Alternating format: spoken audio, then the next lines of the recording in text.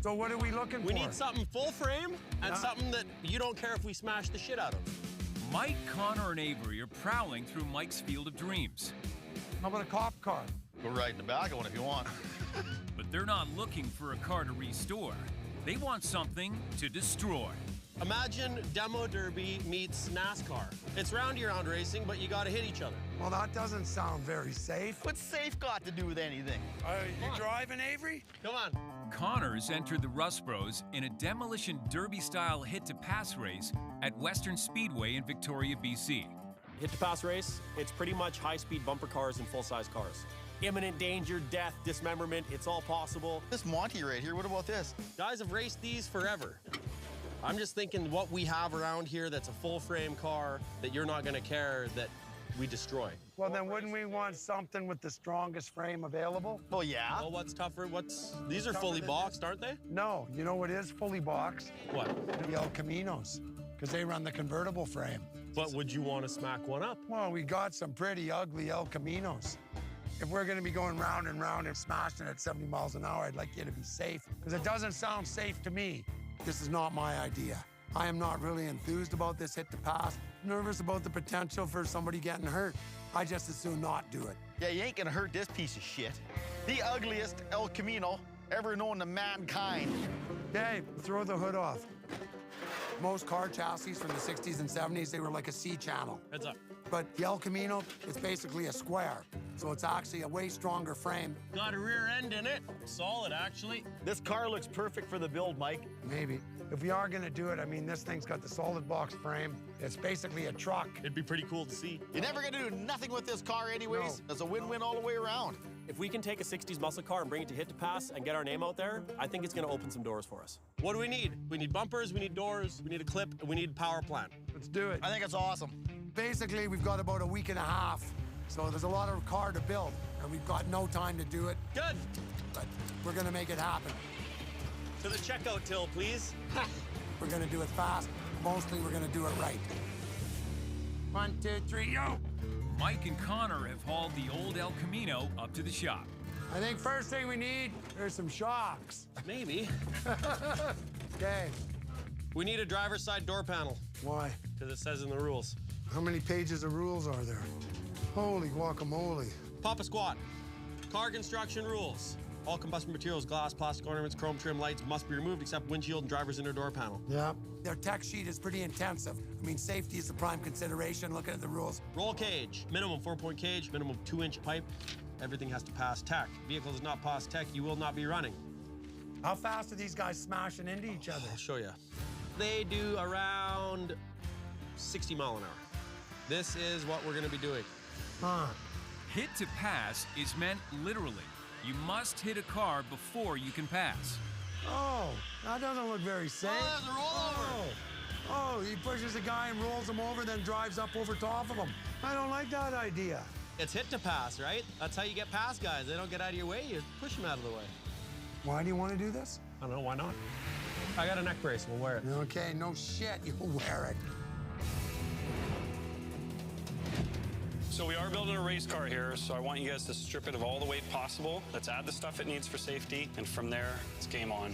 On the other side of Rust Valley, And when we're done, I really want it to look like a cop car. I want this to be the Rust Patrol. local rival JF Lanier has heard Mike's entered the hit to pass. We're gonna take this car and go beat the Rust Bros with it. Oh, boy. Should be pretty fun, actually. I've decided to go up against the Rust Brothers in a race. We're gonna kick some ass. So these are the rules. We gotta go through all this stuff, make sure we're within the rules, then we gotta cheat the rules right after that. Stretch him a bit. Yeah. The funny thing about rule books when it comes to racing is it's just meant to be interpreted. If you can find a loophole, it's fair game. They're going down, man. No problem. They're messing with the wrong guys. Oh, yeah, here we go, buddy. With less than 2 weeks before the hit to pass event, JF's crew quickly starts stripping down the car. Whoa. To get it race ready. This is pretty sketchy stuff here, man. I don't want to take this in the forehead. The car's airbags would detonate right away in the high-impact race, so they must be removed. Oh, here we go. Have you seen one of these things blow up, Kyle? Oh, yeah. My buddy used to put basketballs on them. They'd go 30 feet in the air. Until it's deployed, the airbag is essentially a live explosive. I'm already gonna wear this if I do this. We're gonna have to set this off, and then I can take the plastic off. Just wondering where, so we don't damage stuff. I'm gonna stand back. Okay, counter down. 3, 2, 1. Holy shit! That is cool. Holy man, that's awesome. Yeah, baby. Okay, back to work. Okay, get back to work.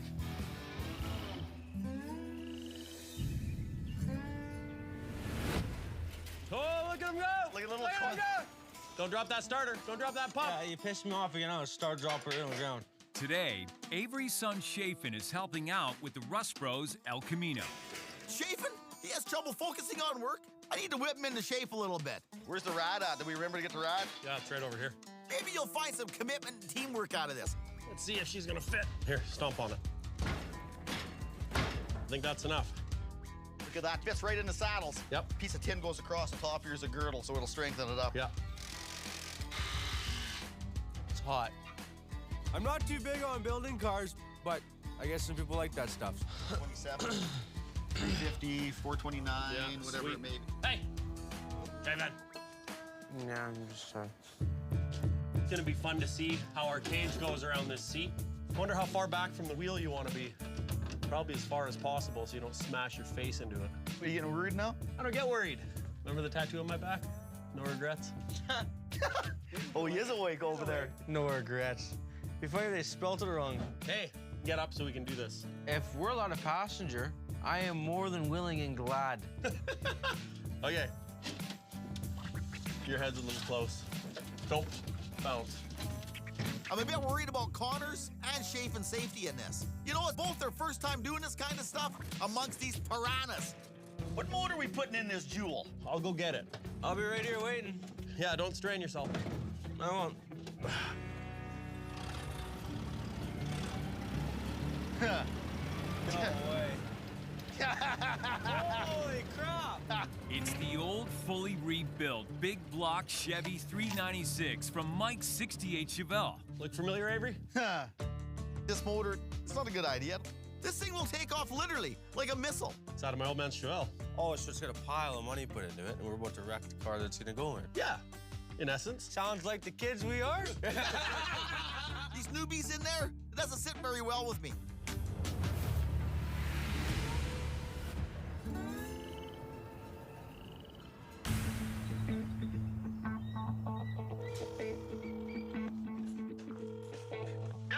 How's she hanging, big guy? Really close to the ground. Mike's calling a metal supplier. You guys got any 3/16 wall? His son Connor's hit to pass race is just a week away, and there's no room for error when it comes to reinforcing the El Camino. How about some 1-inch expanded metal? Do you got a sheet of it? Because there's no glass in the car. Okay, and what about 2-inch pipe for the roll cage? Okay, we'll come see ya. It's a race car. It's got to go 20 laps, getting shit kicked. So if we're gonna do it, we'll try and make it as safe as we can. Before they do anything else, Mike and Avery want to check the brakes on the car both their sons will be racing. Look at that. Brakes are just done. There's no brakes on this car. It's absolutely mentally insane. Yeah, they're worn out. There's nothing left. The race is coming up super quick, but I'm not seeing my kid or Avy's kid hurt. It's not happening. Junk.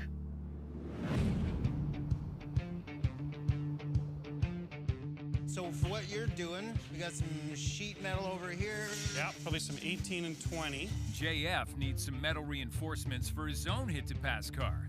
We're gonna build the roll cage from scratch. We got a bender at the shop, and we need a car to take some big impacts.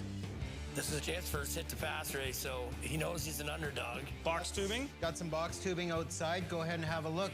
So he's very competitive. He wants to win. What the hell is this? Rust Brothers. This must be their order for their car.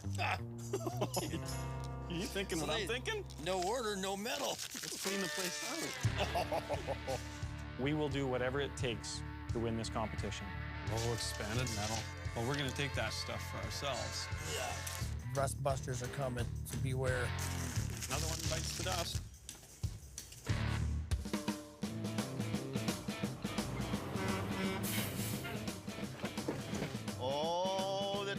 treasures we have found. Mike and Avery have hauled a second El Camino up to the shop to cannibalize for parts, starting with the brakes. Okay, so it's the next step, muscle carve MacGyver. It's probably the same spindles. You want to bet? I'll bet you 20 bucks it's not the same spindle. Ice cream, Mike. Ice cream, I okay. bet you an ice cream. Okay. I want to have a big ice cream. Okay, go see if that fits on it. Does it look like it's close to the same? Almost looks smaller, Ave. Does it wiggle up and down? Oh, like it does. Is the back spacing different on them? Maybe that's why. Okay, well, I knew there was a reason, Ave. Well, I knew the spindles were the same. The backing is just different. Well, no, the spindle's not the same. The spindle is exactly the same. Spindle's from here to here. The machine part is the same. The spindle is different. From This here is to the here. spindle. No, it's the whole piece. You lose. You're buying ice cream. I hate this car. I know what you do love, though. Hey, I think you got ripped off. I hope they were expensive. You didn't have my kind even. Come on, let's go, Abe. We got work to do. You know what, Mike? What? It tastes pretty good to be wrong. Okay, 16 gauge, right over here. Mike and Avery make one more stop to pick up their order from Metal Supermarkets. 16 gauge. Looks like we're out of this stuff. Troy, have you seen? Should be on the shelf. That's not that stuff that got sold yesterday. Could have been. These guys had some stuff on hold. Yeah.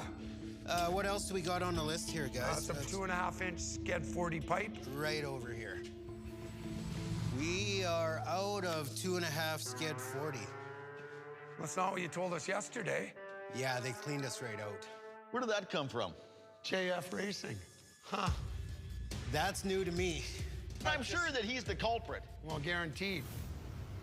I do have some stock incoming tomorrow. I can bring it out there to you personally. Okay, well, let's do that. Okay. Appreciate it. The sooner, the better. I think I'm going to make a phone call to a Frenchman I know.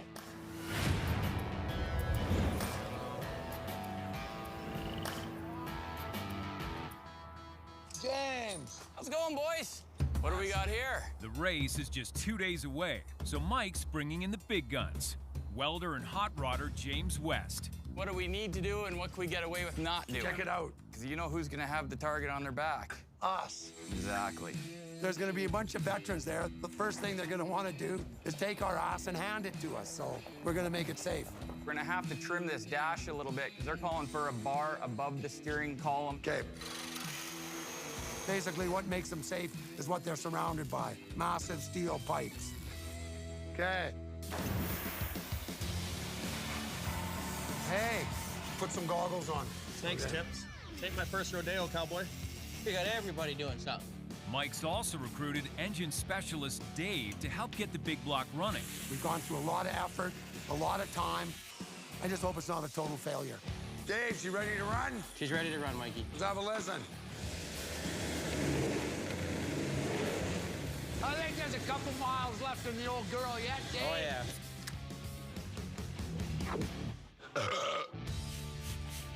You wipe that down for me? We are Rust Brothers. We do deal in vintage cars. Slap these stickers on there, eh? And if we're gonna go, we're gonna make an impression. 69 El Camino. Okay, we got a good motor. We got a brand new tranny.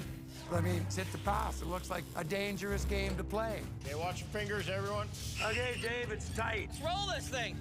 I mean, it doesn't take much to really get hurt bad doing what we're doing. Good. So we'll see what happens. Dude said you can't build a car in 5 days. There you go.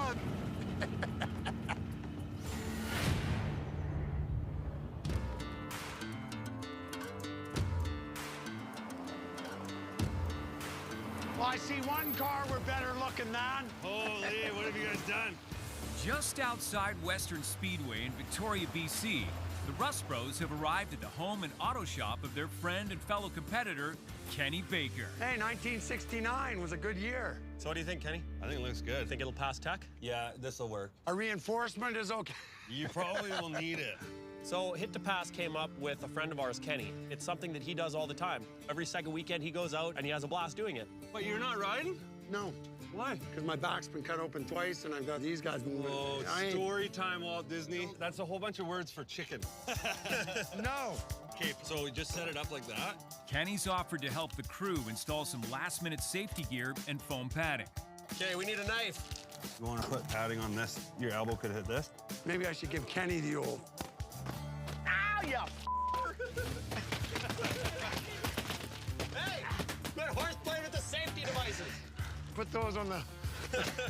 Go somewhere and yell fire. Okay. Fire! Fire! Fire! Get out of there! Hurry up! You're gonna burn! Oh. Ha! Did I win? It was going pretty well a tie. Okay, that's good. How much driving have you done with this yet? About 300 yards. That's the problem. We didn't have enough room to actually get it up to 60 miles an hour. Okay, what time is it right now? Noon. Probably get on the truck.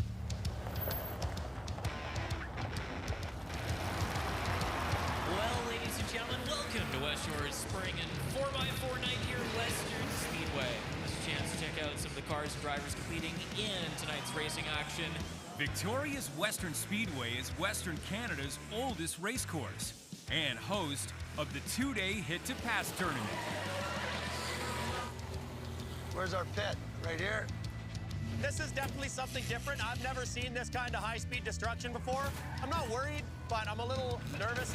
Caution flag coming out, a graveyard developing in the dirt mounds. This thing is nuts, man. I mean, it's gonna be 30, 40 cars, 60, 70 miles an hour, and we're JF hunting. So these sunglasses are a different set of sunglasses? What? JF's here. Ah, bonjour, monsieur! Michel, comment ça va? Ça va très, très bien. Aussi? It's like Father's Day. You and your kid, Avery and his kid, me and my kid. Why don't we park and you can check out our car? Yes. JF's co-pilot in the Crown Vic will be his son, Calvin. Oh. Oh. Oh. We showed up with a car that's completely different, looks different, functions different. We never do things like everybody else does. Hey, that front bumper looks a little excessive. I thought you had to have factory front bumpers. We didn't read the rules. We didn't read the rules, he says. Jesus. JF interpreted the rules slightly more liberally than most people. Like, what is that? We don't hurt our fancy paint job. All right, ladies and gentlemen, the first group of cars heading out onto the speedway for qualifying. Shafe, let's go. Connor and Chafin's first race is about to begin. Let's do this, buddy. You're good. We got a pretty cool El Camino, but we haven't really had a chance to test it. No idea what to expect or what it's going to be like. I'm just going to go out there and keep my foot down and hope for the best. The 13 machine leading the charge. JF Lanier, the 12 is the bad boy. Kenny Baker and Connor Hall is in the El Camino. Oh, Connor! There's no hits allowed in the qualifying round. It's purely about speed. Kenny's pushing JF. Come on, Kenny! Each car's best lap determines whether they'll move on in the competition, and the fastest overall car wins the coveted Trophy Dash Award. 0-4, Connor Hall. Having some problems. I'm shifting, I don't like that. That car will pull into the pit area as Kenny Baker takes the lead. Let him in, let him in. Joe. What's wrong, Connor? I'm nowhere near as fast as they are. So I don't know what the car needs to do to make it not plow as much through that corner. Ask this guy. We're plowing. We have some different size tires. Might work. K8. The front wheels are losing traction in the corners. Bigger tires in the back might transfer more weight forward and give them better grip on the turns. Where's those lug nuts? Now with 2 laps down, JF Lanier out in front, Kenny Baker right behind him as the white flag flies. Hey, last lap. They're out of time to get back in the race. But hey, we're not the slowest car. It's okay, we're still competing. But Connor's first few laps should be enough for him to stay in the competition. JF serious about this shit, isn't he? Oh, yeah, he is actually. He's actually not a bad driver. Ah! He's calling it good. Yeah. Oh, Kenny can't catch him. Look at that, JF, go. JF's kicking ass, but you know what? There's something not right with this car. Because this car doesn't make that much horsepower naturally. Come on, Kenny! Oh! Oh! That's gonna piss Kenny off. JF Lanier gets the Trophy Dash win. JF did it! Oh, That is awesome. Wave at the crowd. Yeah, beat him because he put Kenny in the dirt right there. Hey, that doesn't bode well for the hit to pass. JF, I think you made an enemy. I think so too. Scarier than I thought. Oh, you got a trophy. With the car or without the car? Mike, Avery, come here. What's that? Just as JF heads to the podium, Connor spots something inside his car. Look in there. What do you see? He's running spray. It's a hidden nitrous oxide system, a race car trick that injects the engine with liquid gas and boosts horsepower. What the is that? Read the rules! He's not playing fair. He read the rules, and he found the loopholes. I'm the one supposed to be finding the loopholes, not him. Jeff Lauder, your dash winner of the demo cars in car number 13. Nice run, Yeah, whatever, we'll see how it goes.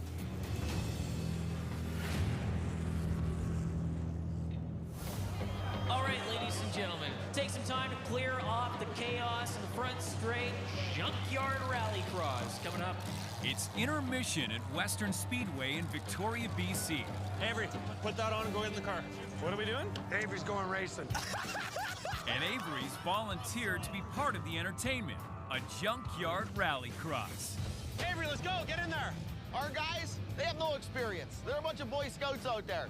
Me, I've been involved in stock car racing a whole bunch. Doesn't need the neck brace. Okay, doesn't need the neck brace. Avery's got no neck. I don't like that visor. What a huge field we have for the Junkyard Rallycross. Okay. These are the people who really don't care about their spine. We are racing. Okay, here we go. Dad's gonna wreck this. Come on, Abe. Look for the block. Slicing and dicing through the tractor tires. They head over the first dirt mound. Everybody going in every which way direction. Yeah, he saved it good. You see him in there? Throwing wheel? 99 trying to pull away from Avery Schoaf, who sits in second. He's doing all right. Look at him. The windshield wipers are on. Coming out of the final turn, the checkered flag is in the air for the 99. Well, that's it. The race is over. I don't think anyone's told Avery. Avery Schoaf finishes in second. Hey! It was $500 if you won. Well, I didn't know that. Avery, what? Your wipers are on. I was waiting for it to rain. All right, coming up, cars and trucks head out for their first heat race of the evening, hitting for the first time being allowed. Get in there. We're up next, buddy. Connor, Chafin, and the El Camino need to survive 2 rounds of hit-to-pass racing tonight to move on to the semifinals tomorrow. The only major rule in this race is that in order to pass a car, you have to hit them first. I'm not even really nervous. I'm just kind of more excited more than anything. But once we start slamming 4,000 or 5,000 pound cars into each other, who knows? I might pee my pants. That car is built as safe as it possibly could be. I feel good about that part. I just hope that the drivers don't put them into the wall or something. All right, get ready to go. The green is in the air. We are racing. On they go. Come on, Connor, get out there. Oh! No fear. He has no fear. You're driving, Connor.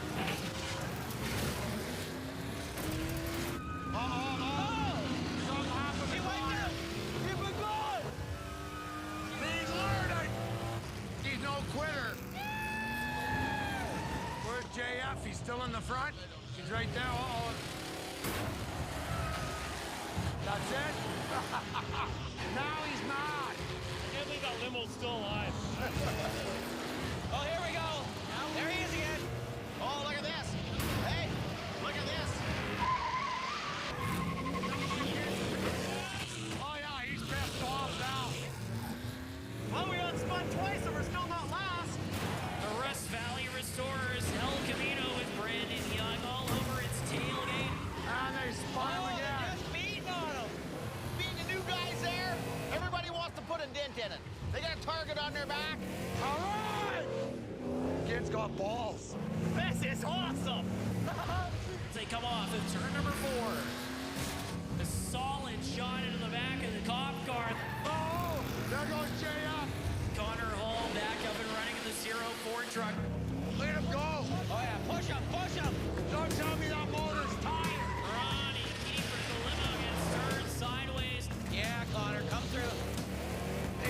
at the back of the pack. Oh, no! Oh. Come on, JF, push him! Push him! Push him! Oh! Done! Big hit to the outside wall, and the red flag flies. Uh-oh. This is bad when this shit happens. The crash brings a temporary halt to the race. Come on, I hope he's okay. Ladies and gentlemen, out of the car and giving you a wave, Ronnie Kiefer climbing out under his own power. All right, okay. Okay. As soon as cleanup's done, we'll resume heat race action. Hey, Connor's out of JF. It is awesome! Really? I thought it was terrible. There's nothing scarier than a 30-foot limo sideways in front of you! Right? Holy, that was wild! Looks like cleanup work has been completed. We're in second, Chafin. Huh? We're in second. I don't like to hear that. All right, caution lights are out. The green is once again in the air.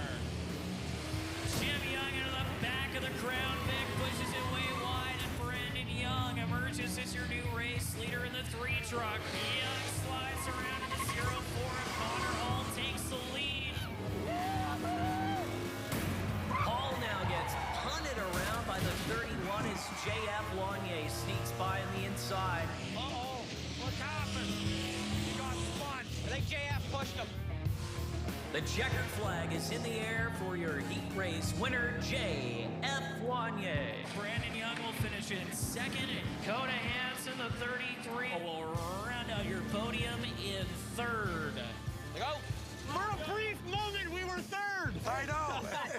How's it running? It handles way better with these tires now. There you go, it's good. Man, this is sweet. Getting jostled around and bumped and hit, it's insane. You were ahead of JF. I know. Scary as there, I'll tell you what. You guys are ruthless around here, man. They're lunatics. I'm used to having super nice cars, racing with guys that are trying to stay afloat. This has nothing to do with that. How do you like it? I'm scared shitless. Oh, yeah? Connor's just having the time of his life. Total opposite. Is that it for tonight? That was the heat race. Oh, this still final. The main event is with all the cars and all the trucks. Cars. Oh, JF, you will not emerge unscathed. Well, your demo car and truck main event field roars onto the speedway. Chaos reigning supreme tonight. Sure, JF's got NOS. We got a big block. There's no replacement for displacement. I'm not gonna play nice this next time. Okay, last race, be safe. I don't need my kid getting hurt. I don't think Connor's being reckless, but I mean, it's a very dangerous sport. And the green is in the air. All right! The 62 car gets into the back of the JF Customs Cruiser. Whoa, look at Connor go. A surprise to all of us as Connor Hall goes around. He's driving that thing. He's driving it. It's a very ragtag start. Oh boy, what a mess in the front straight. Go around. Oh. Connor's down. That's okay. As long as you didn't pile into those other guys. The 71 truck stopped in turn number 3. And once again, the caution flag will fly. And, I don't think my kid knows his rod's leaking. Check your temperature, your rod. Just give him a heads up. All right, we are racing once again. Check the rod. Check the temperature. They get him every time in this corner. Mark Keeler, the 41 truck behind Connor Hall, closing in, and he pounds him in the tailgate. Absolutely pile drives him. What happened to him? I don't see him. Sean Young takes the lead as Connor Hall pulls the El Camino into the pit area. We're overheating. He got taken out. What happened? They got hot. What? They got hot. The bumper right through the rad. I told you to watch it. I was watching it. That's why I came in. Okay. Let's pull this out. The damage to the rad will take them out of the competition, unless they can fix it in time for tomorrow's race. You okay? Oh, see that dent in the door? Oh. Oh, you don't have to go back in there if you don't want. Get out. Here's the problem. A lot of guys out here, their whole thing is, I'm not gonna use brakes. He's my brakes. Yep. Wham! They slow down, they make the corner, they spin you out. Oh, my back. Oh. I didn't think it was gonna hurt that bad getting hit. No. You sit over here. You don't be sitting there. Shafe, you okay? You don't be sitting there. I think Chaffin's had enough. We took a pretty good hit right on his side. Here, sit in the front. Chafin got banged up a little bit. He's in quite a bit of pain. Avery, you want to call the medic over, check him out? Yeah. Hey, yes. Hey, how you doing, man? Buddy, how you feeling? My back hurts. Feels like a pinched nerve in there. So 1 to 10, how about the pain? It feels like someone's stepping on my back right now.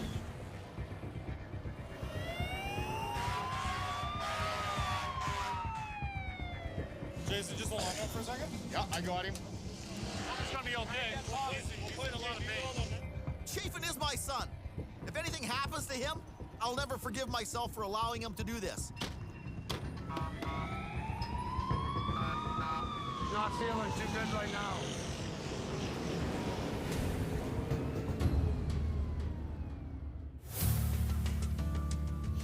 I think Chaffin's around. Chaffin, what do you weigh? 185. Okay, we're about the same. Oh, then. that's pretty close. After a long night, Avery's son Chaffin is back from the hospital. Director back. Yeah. We got hit hard. I'm in pain. Feels like I got hit by a truck. It really sucks, but I can't go back out there. Now, Connor needs a new co-pilot. Man, I just hope I get to ride beside you in the main event. Oh, dude. We'll make it. So James West is stepping in. I would hate to see somebody else get hurt because of me. If I got to drive a little more reserved because I got somebody else in the car with me, so be it. Hopefully we have a good time. Come forward a foot and give it a good tug. The hit also damaged the El Camino's frame and radiator. Whoa! Okay, hold on. So Kenny teaches the boys a fast fix. Okay, give it a light one. Oh, my spine. Is this how you do it at your shop, JF? Harder. That's an organic frame machine. There it is. Okay, that's good. So we get that rock right there? It's okay, it's still in front of the suspension. Yeah, it didn't change how it drives at all. No. Okay, here, take the rad out. Are you just gonna fix it, or what do you want to do? Well, we got a new one. Yeah, we should fix it anyway, just to have a spare. That thing melts that shit fast, eh? Yeah. Here's our new bumper. I like it. I like it a lot. That's a piece of material. It's down to the wire. We gotta finish putting the rest of the parts on, and we gotta go. Just notch it and weld it right to the frame horn. Right here, hey? Yeah, it's right there.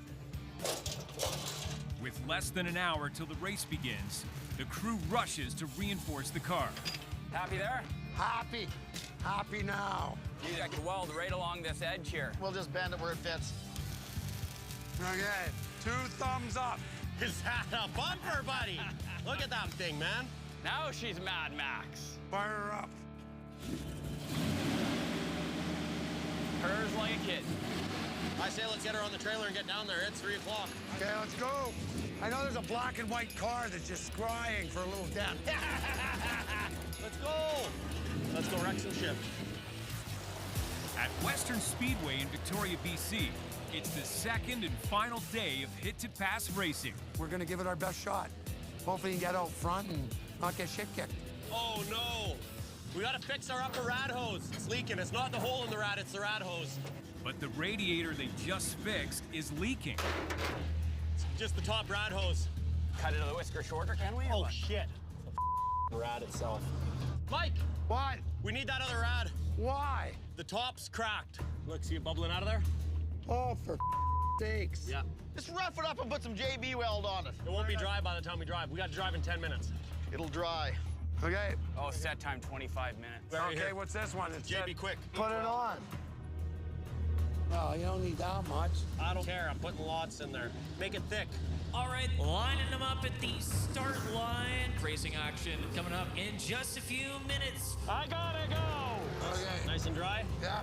Hey, where'd the other racing suit end up? What? We're missing our racing suit. We have the 1-piece, we don't have the 2-piece suit. Where's the other suit? I don't know. Look in your truck. For sakes, where's the other suit? Mike, it's no wonder you can't find all in here. Where's the other half? All right, there. Okay. Holy, but to clean your truck out. You just did. We found it. Revs building as the last driver gets in place. The official gives him the signal to look up at the flag stand. We've done all we can. I'm nervous, but I know we prepared the car well. 400 cubic inches of big block, and it's running good. The green is in the air. We are racing.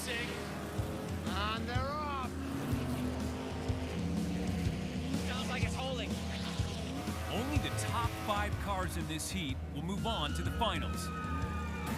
Connor Hall is 0-4. The El Camino takes the lead into turn number 1. Here comes JF!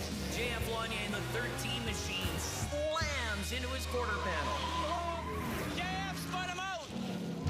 Hall now slams into Kenny Baker. He's mad now! Oh, he's mad! Connor races to catch up with the pack. Mikey's coming in angry! JF Lanier in the cop car sits in second as the checkered flag will wave. Connor Hall staying in fourth, his best lap time. And Bryce Hobbs rounds out your top 5. Coming up next, we get ready for the final dash of the evening. They want to play dirty, take that. He is holding first gear the whole way. Yeah! The car's going way faster. We're in the final. The main's coming up. Did you hear it opening up back there? Oh. Connor, what's leaking? Bit of oil, I think. Well, do you want to pop the hood or what? 1, 2, 3. Oh, shit, son. What? We're touching the frame now. Hold on. Light. It's our JB Weld. Really? Yeah, our JB Weld cracked. The hit tore open the radiator where it was damaged earlier. Connor, why don't we just put in the other rod? It's right here. We can't Just patch it. This one's 6 inches narrower, and it'll ride between the frame horn. That's what has a pinhole in it. Yeah, it's got a pinhole. Pinhole, you can probably run 20 laps. Let's do it. We'll clear off the front straight and get underway in just a few minutes. Where's that floor mat? Got a couple strips in it. The replacement rad isn't the right size, but Connor has a quick fix. Pull. Is it underneath it? Yep. Okay. Hey, you start getting ready. Everybody's lined up and ready to go for the standing start. Fire the pig up. Get in. I love this shit. That's how we do it. Go out there and kick some ass. Let's do this.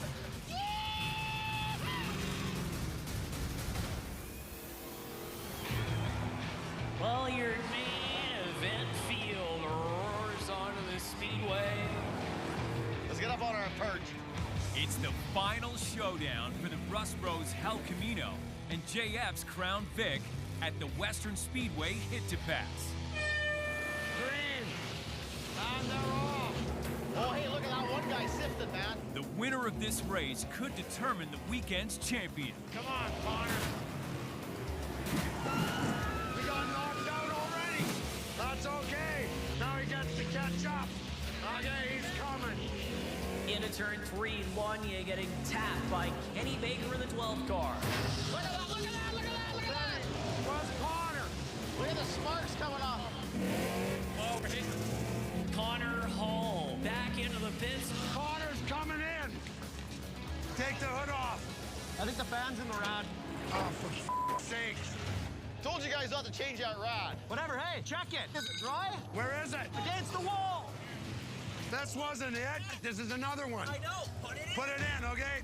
If they can replace the rad fast enough, Connor can get back in the race. Run a ratchet strap right around the front of the car. Hey, grab it. Connor, get in. Connor, get in. Get in. Go, go, go, go, go. Enough, Mike. Let's go. Okay. Go. You guys did good, man. I told you not to put that rod The other one was we got 3 rads. Shut up. It's green. Here they go.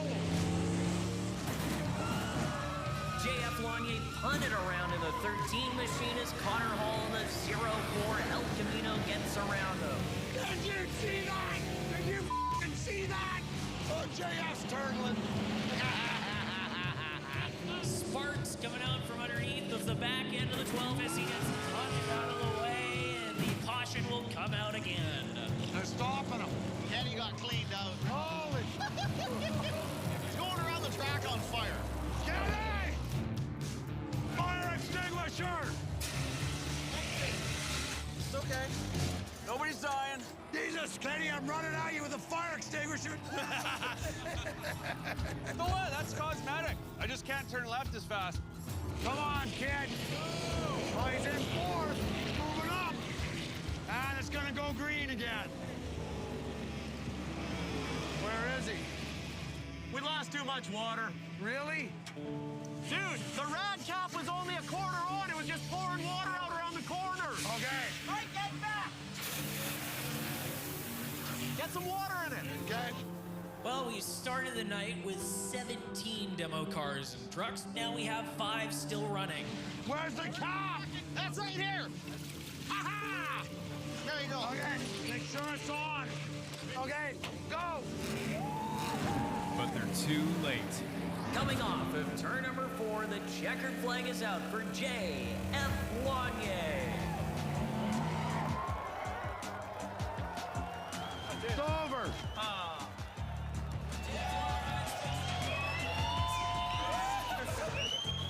We won the whole weekend. I drove for my life. It was crazy. They're all trying to kill me. We still managed to find our way to the front of the pack and kick some ass. We came, we tried, we didn't finish. But the car's coming home in one piece. We're all coming home in one piece. I think it's a win. Whatever you did, good kid. I tried. Yeah. Connor's a driver. I'm very impressed with what my son did today. We gave it our best shot. JF1 came with a better car. Excellent performance. I'm happy for him. You fought the law. Definitely do this again. Ask Connor. Connor would be signed up to do it tomorrow. Hey, can I go do a big smoky burnout? Go do it. Let's do her. Hey, you know what? Like father, like son.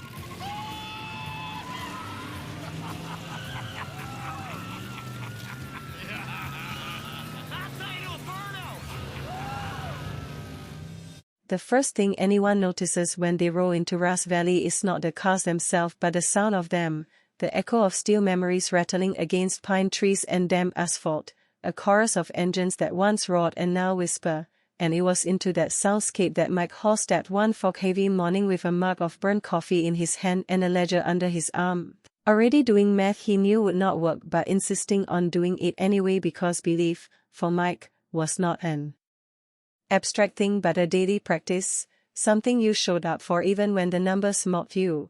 And as he walked past rows of cars stacked like archaeological layers of American ambition, he ran his hand along a faded hood, paint flaking like sunburned skin, thinking about how every vehicle here had once been someone's pride, someone's promise, someone's escape, and how now they were his responsibility. A self-appointed curator of dreams that had stalled out decades earlier, while inside the shop Avery Shove was already awake in the mechanical sense, sleeves rolled up, grease on his knuckles, radio humming low, his mind split between the precision of the work in front of him and the familiar irritation he felt whenever Mike started talking about the big picture, a phrase Avery had learned translated roughly into spend now, worry later, and yet despite the friction, or perhaps because of it, the shop functioned like a living organism, each argument another heartbeat, each compromise a breath, and today promised to test that fragile equilibrium because Mike had made a decision,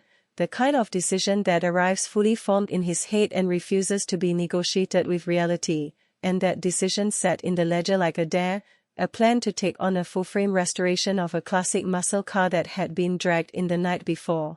A 69 Charger with rust blooming along it seems like a disease but with an engine block that whispered potential, and Mike believed, with the absolute certainty that had carried him through decades of questionable bets, that this car could be the one, the build that would finally push Ras Valley from survival into legitimacy, from a scrapyard curiosity into a respected restoration house.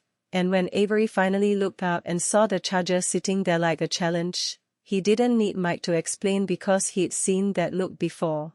The look that said we're doing this whether it makes sense or not, and his first reaction was not anger but fatigue, the kind that comes from loving a thing enough to know all the ways it can hurt you, and as the cameras rolled and the crew filtered in, the dynamic settled into its familiar rhythm, Mike pitching vision, Avery countering with logistics, and somewhere between them the truth wobbling like a loose wheel nut, because Ras Valley Restorers was never really about cars, not at its core, but about the negotiation between passion and pragmatism, about how far you could push a dream before it pushed back, and this season, though no one said it out loud, felt like a turning point, the pressure of visibility weighing heavier now that the world was watching, now that every gamble was documented, every mistake replayed, and as Mike stood in front of the Charger explaining to the crew how this build would honor the spirit of muscle cars while showcasing modern craftsmanship, Avery was already listing the costs in his head: parts, labor, time, the tree. Currencies Rust Valley never had enough of, and yet when Mike asked him what he thought, Avery paused, wiped his hands on a rag, and said simply that if they were going to do it, they had to do it right, because half measures were worse than failure, and that single sentence, that reluctant buy-in, was all Mike needed to launch into motion, ordering parts they didn't yet have the budget for, calling favors from suppliers who trusted his enthusiasm more than his credit, and as the days unfolded, the Charger became a focal point, its stripped body revealing the scars of its past, dents that told stories of youthful recklessness, rust that marked years of neglect, and each discovery brought a mix of excitement and dread, because every hidden problem meant more hours, more money, more justification to explain later, and yet there was something undeniably intoxicating about watching the car come apart, about seeing the bones of it laid bare. A reminder that restoration is not about erasing history but about choosing which parts of it to carry forward,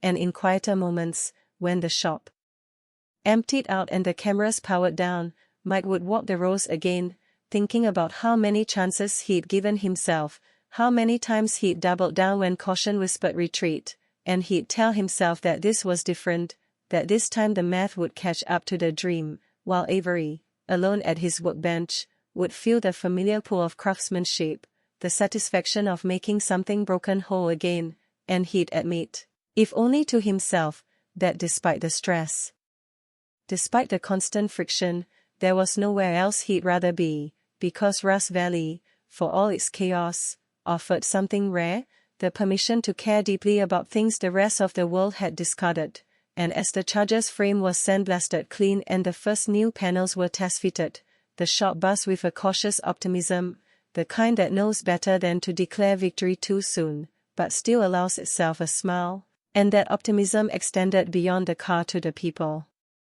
around it, to the idea that maybe, just maybe, this build could recalibrate the balance, could prove that vision and discipline didn't have to be enemies, that you could push the pedal to the metal without flying off the road, and yet lurking beneath every successful day was the shadow of the unknown, the knowledge that one bad call, one blown budget line, one missed deadline could send everything spiraling, and it was in that tension, that space between confidence and collapse, that Rust Valley Restorers truly lived, not as a show about fixing cars, but as a long, ongoing argument about what it means to believe in something stubbornly, publicly, and at great personal cost, an argument that was only just beginning to heat up as the Charger inched closer to its rebirth, its future uncertain but its presence undeniable. A still embodiment of Mike's refusal to slow down and Avery's determination to keep the wheels from coming off entirely, both men locked in a dance as old as the machines they loved, pushing and pulling, accelerating and braking, always moving forward because stopping was never really an option. By the time the Charger's shell was suspended on the rotisserie like some enormous metallic insect pin for study, the mood in the shop had shifted from excitement to calculation, because stripping a car down to nothing is easy compared to the long, expensive climb back to something that can breathe, roar, and justify its own existence, and Mike Hall felt that weight pressing on him every morning as he unlocked the gates. The smell of wet earth and old oil mixing in a way that had long ago become his version of incense, a reminder that this place, this chaotic sprawl of forgotten machines and half-realized ideas, was still alive because he refused to let it die quietly, and yet even he could not ignore the way Avery's jaw tightened as invoices stacked up on the clipboard, each one another small argument against the belief that this build would somehow transcend the usual arithmetic of Rust Valley, because Avery was a man who trusted torque specs and tolerances more than intuition. And intuition was Mike's native language, spoken fluently and without apology, and their conversations now carried an edge sharper than usual, less playful banter and more pointed silences, especially when the hidden damage began to reveal itself, frame rails thinner than expected, rust creeping into structural areas that would require careful fabrication rather than quick fixes. And as Avery ran his fingers along a compromised seam, he felt that familiar mix of irritation and respect for the challenge, because there was something perversely satisfying about solving problems that others had abandoned, about proving that skill could outmaneuver decay, even if the cost-benefit analysis screamed otherwise. And when Mike floated the idea of upgrading the suspension beyond original specs, framing it as an investment in market appeal, Avery countered with the reality of hours and labor, reminding him that buyers love originality until the bill came due, and yet the cameras caught not just attention but the underlying trust, the unspoken agreement that despite their differences, neither man would walk away, because Rust Valley was not just a business partnership but a shared history, years of scraped knuckles and near misses binding them tighter than contracts ever could, and that history echoed in every corner of the shop, in the way the tools were arranged, in the half-finished projects that stood as monuments to lessons learned the hard way, and as the Charger's build plan grew more complex, so too did the narrative surrounding it, the crew sensing that this car had become more than a restoration. It was a referendum on Mike's philosophy itself, on whether relentless optimism could still survive in an environment that increasingly demanded accountability, and Mike, for his part, leaned into the pressure, giving impromptu monologues about the soul of muscle cars, about how these machines represented a time when power was unapologetic and design was bold.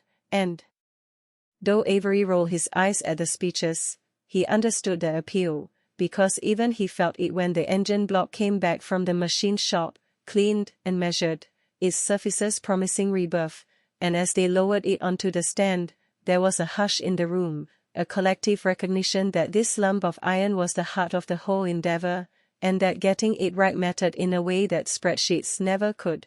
And yet the reality of deadlines loomed, with potential buyers expressing interest but also skepticism, asking the kind of questions that hinted at doubt rather than enthusiasm, and Mike fielded those calls with practiced confidence, assuring everyone that the Charger would be a standout, that Rust Valley was turning a corner, even as he privately wondered how many more corners he could take at full speed before the road ran out, and those doubts crept in most strongly late at night, when the shop lights cast long shadows and the silence allowed his mind to wander to past projects that had promised salvation and delivered only lessons, but every time that doubt threatened to settle, he'd remember why he started this in the first place, the thrill of rescuing something doomed, the satisfaction of defying expectations, and that memory was enough to get him through another day, while Avery, working methodically through the suspension rebuild, found himself oddly energized by the challenge,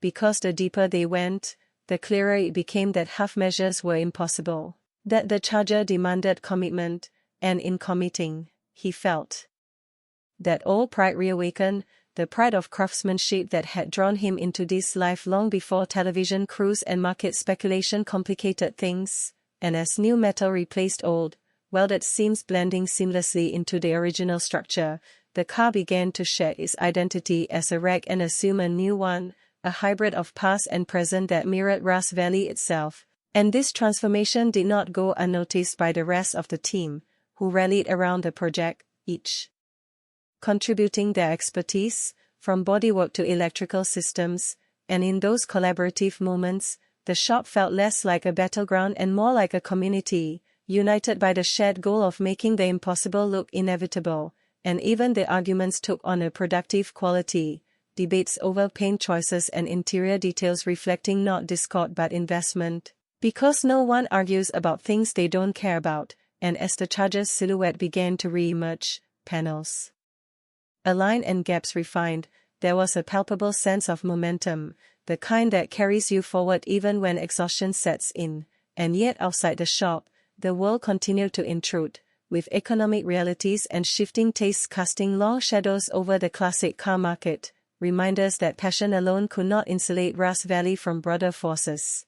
And Mike felt that tension acutely during a meeting with a potential buyer who admired the build but balked at the projected price, a conversation that ended politely but left Mike staring at his phone long after the call disconnected, weighing pride against pragmatism, while Avery, overhearing snippets of the exchange, said nothing, but his silence spoke volumes, because he knew that no matter how beautiful the Charger became, its fate would ultimately hinge on someone else's willingness to believe, and belief, as both men knew, was a fragile thing, easily shaken by numbers on a page, and yet as the engine finally fired for the first time, its roar filling the shop with a sound that cut through doubt like a blade, there was a collective exhale, a momentary suspension of worry as everyone stood grinning, hands on hips, listening to prove that their effort had not been wasted, and in that moment, the Charger ceased to be a risk and became a promise, a reminder that transformation was possible even under less than ideal circumstances. And that reminder extended beyond the car to the people around it, to Mike's stubborn refusal to ease off the throttle and Avery's equally stubborn insistence on keeping the machine under control, two forces in constant tension yet strangely complementary, and as the day wound down and the engine's heat ticked softly as it cooled, Mike clapped Avery on the shoulder, a rare gesture of gratitude unspoken but understood, because whatever happened next, whatever obstacles lay ahead, they had already crossed a threshold, committing fully to a path that would either validate years of belief or force a reckoning long deferred, and it was that uncertainty, that blend of hope and risk, that fueled Russ Valley's heartbeat, propelling it forward even as the road ahead remained obscured by fog, the pedal pressed firmly to the metal, with no easy off-ramp in sight. If Part 2 was about momentum, then Part 3 was about consequence, because once the Charger had announced its return to life with that first explosive ignition, there was no longer any hiding from the expectations it created, and Mike Hall felt those expectations settle on his shoulders like a familiar but heavier coat, one stitched together from years of similar moments that had promised redemption and delivered only more complicated realities, and yet this time felt different in a way he struggled to articulate, perhaps because the cameras were closer now, perhaps because Avery's investment had deepened beyond professional obligation into something more personal, or perhaps because Russ Valley itself seemed to be holding its breath, waiting to see whether this particular gamble would finally pay out, and as the shop shifted focus from mechanical resurrection to aesthetic transformation, the conversations grew sharper, because paint, unlike engines, has no tolerance for excuses. No hidden adjustments once it's laid down, and the choice of color became a battleground where philosophy and marketability collided head-on, with Mike advocating for a bold, period-correct hue that would stop buyers in their tracks, while Avery argued for restraint, pointing out that subtlety often translated into broader appeal and faster sales, and their debate stretched over days, weaving through discussions of resale value, authenticity, and the unquantifiable power of first impressions. And in the end, as was often the case, compromise emerged not from agreement but from exhaustion, settling on a finish that nodded to the Charger's heritage while incorporating a modern depth that reflected the car's rebirth rather than its past, and as the body panels were prepped with meticulous care, every imperfection chased and corrected, the shop took on an almost meditative atmosphere, the whine of sanders and the hiss of air tools creating a rhythm that allowed thoughts to drift, and it was in those moments of repetitive focus that Avery found himself reflecting on how deeply entangled his identity had become with this place, how Russ Valley was no longer just where he worked but where he measured time, marking years not by calendars but by bills completed and abandoned, successes celebrated and failures quietly buried, and he wondered, not for the first time, whether the Charger represented a turning point or simply another chapter in a story defined by near misses. Wow.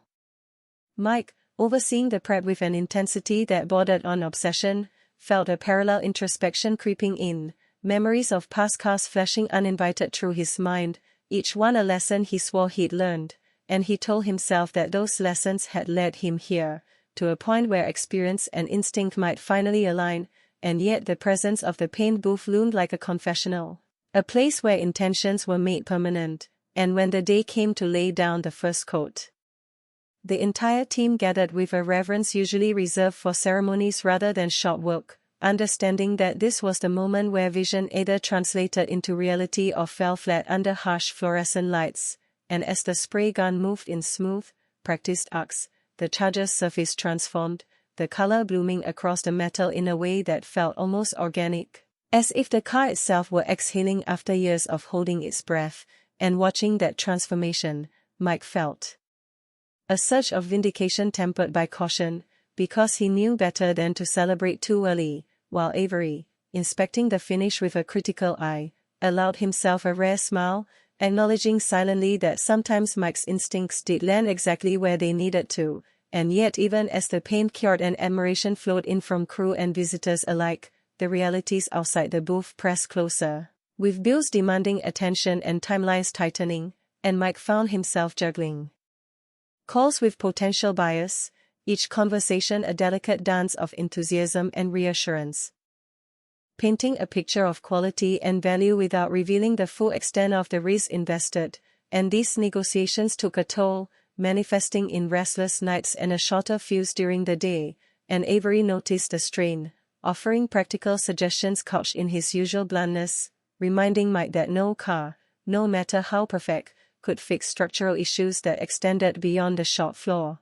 And these reminders sparked arguments that were less about the Charger and more about control, about whose approach would ultimately define Ross Valley's future, and yet beneath the friction was a mutual recognition that both perspectives were necessary, that unchecked optimism could lead to ruin just as surely as excessive caution could lead to stagnation, and this uneasy balance played out in every decision, from interior materials to wheel choices, each selection scrutinized for its impact on cost, authenticity, and appeal, and as the interior came together, stitching and trim transforming the cabin into a space that felt both nostalgic and refined, the Charger began to project an identity that was undeniably compelling, a fusion of eras that invited admiration without alienating purists, and this success breathed new energy into the team, reinforcing the belief that they were building something special. And yet with every step forward came the shadow of the final reveal, the moment when all speculation would crystallize into judgment,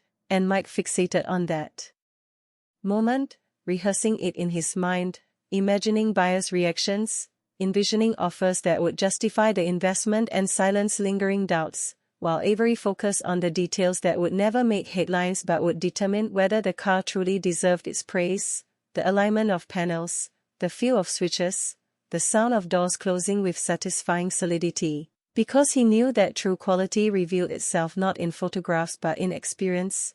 And as the Charger neared completion, the shop's atmosphere grew charged with anticipation, conversations oscillating between confidence and caution, and even the cameras seemed to sense the shift, capturing lingering shots of hands smoothing paint, of eyes tracing lines, of Mike standing back with arms crossed, calculating outcomes no one else could see. And in quieter moments, when the bustle subsided, Avery found himself considering what would happen if the Charger succeeded beyond expectations, whether that success would bring stability or simply invite larger risks, and Mike, confronting similar thoughts, wondered whether he could ever truly slow down, whether the thrill of pushing limits had become inseparable from his sense of purpose. And these parallel reflections underscored a truth neither man voiced, that Ross Valley Restorers was as much an experiment in human endurance as it was in automotive restoration, testing how long belief could be sustained under constant pressure. And as the final details were addressed and the Charger rolled out into natural light for the first time, its paint catching the sun in a way that made the entire yard pause, there was a collective intake of breath, a moment where the noise of the world faded and only the car existed, gleaming and unapologetic, a testament to what could be achieved when stubbornness and skill collided. And in that moment, Mike felt a flicker of peace, fleeting but real, while Avery felt a surge of pride that cut through his habitual skepticism. And though neither man said it out loud, both understood that whatever happened next, this build had already changed the trajectory of Ross Valley in subtle but irreversible ways, raising the stakes for every decision that would follow, because once you prove that transformation is possible, you lose the excuse of inevitability, and that realization hung in the air as the Charger idled quietly, waiting not just for a buyer, but for the judgment of a future that would soon arrive whether they were ready or not. The moment the Charger rolled back into the heart of Ras Valley after its first full shakedown drive, there was a subtle but unmistakable shift in the air, as if the yard itself recognized that this machine no longer belonged among the silent ranks of stalled projects and rusted dreams, and Mike Hall felt that shift immediately, not as triumph but as pressure. The kind that tightens your chest because now the question was no longer whether the car could be finished, but whether it could carry the weight of expectation that had been quietly piling onto its shoulders, and expectation, Mike knew, was far more dangerous than doubt, because doubt could slow you down, make you cautious, while expectation demanded delivery, demanded proof, demanded that belief cash the check it had been writing for years. And as he circled the Charger, eyes scanning reflections in the paint, listening for any hint of mechanical complaint, he rehearsed conversations that hadn't happened yet, buyers who would nod appreciatively while mentally calculating leverage, critics who would praise the craftsmanship while questioning the price, and viewers who would see only the highlight reel without understanding the hours of uncertainty stitched invisibly into every panel. And across the shop, Avery Shove was already back in his element, methodically going over the car with a checklist that existed mostly in his head, tightening fasteners that didn't need tightening, adjusting components that were already within spec, not because the Charger demanded it but because this was how he processed tension, by turning anxiety into action, by asserting control over the few variables he could still influence. And as he woke, he couldn't help but feel a guarded satisfaction, because whatever happened next, no one could say the car wasn't done properly, that corners had been cut or compromises hidden, and that knowledge mattered deeply to him, even if it didn't always translate into dollars. And yet money hovered over everything now like an approaching storm, because the investment in the Charger had crossed an invisible threshold, the point where recouping costs required not just a good sale but an exceptional one, and Mike was acutely aware that his margin for error had narrowed to something almost theoretical. And when the first serious buyer arrived, a man with practice comb and eyes that missed nothing, the tension snapped into focus, the inspection unfolding slowly, deliberately. Hands gliding over surfaces, questions asked casually but designed to probe weaknesses, and Mike responded with confidence honed by decades of similar encounters, highlighting the build quality, the thoughtful upgrades, the balance between originality and performance, while Avery stood back, observing silently, reading the buyer's body language with the same attention he gave mechanical systems, and he noted the pauses, the moments where enthusiasm flickered into calculation, and he knew that this was where the real test lay, not in the shine of the paint or the growl of the engine, but in whether the story Mike was telling aligned closely enough with the story the buyer wanted to believe. And as the conversation turned inevitably to price, the air thickened, the numbers spoken carrying more weight than their syllables suggested, and Mike held firm, resisting the urge to preemptively concede, because he understood that value was as much about confidence as it was about components. And the buyer, sensing that firmness, pushed back with polite skepticism, citing market trends, comparable sales, risks, and for a moment the exchange felt like a standoff, each man gauging how much ground the other was willing to surrender, and Avery felt a familiar frustration bubble up, not at the buyer but at the situation itself, because this was the part of the process he trusted least, where craftsmanship gave way to negotiation, where months of tangible effort were distilled into abstract figures, and when the buyer finally left with a promise to think it over, the shop exhaled collectively, relief mingling with disappointment, because no decision meant uncertainty extended rather than resolved, and Mike masked his reaction with practiced optimism, framing the meeting as positive, as progress, but later, alone near the edge of the yard, he allowed the doubt to surface, wondering whether holding firm was courage or stubbornness, whether flexibility would secure survival or merely postpone reckoning, and those thoughts followed him back into the shop, where Avery was already preparing for the next step, because regardless of outcome, the Charger still needed to be perfect, still needed to justify itself on its own terms, and that insistence on readiness became the shop's mantra in the days that followed, as smaller issues were addressed, details refined, presentation polished, and the car transformed from a project into a product, and with each improvement, the sense of finality grew, an awareness that soon the Charger would leave Grass Valley one way or another, either as a sole success or an unsold symbol of overreach, and that awareness lent a bittersweet quality to the work, because endings, even hopeful ones, carry loss, and Avery felt that acutely as he cleaned the interior one last time, his hands tracing surfaces he'd shaped and assembled, knowing that once the car left, it would no longer be his responsibility, its future dependent on someone else's care. And Mike, too, felt that pull, because for all his talk of moving inventory and scaling the business, he was deeply attached to this machine, seeing in it a reflection of his own persistence, his refusal to accept decline as destiny, and that attachment complicated the sales process, blurring the line between business decision and personal judgment.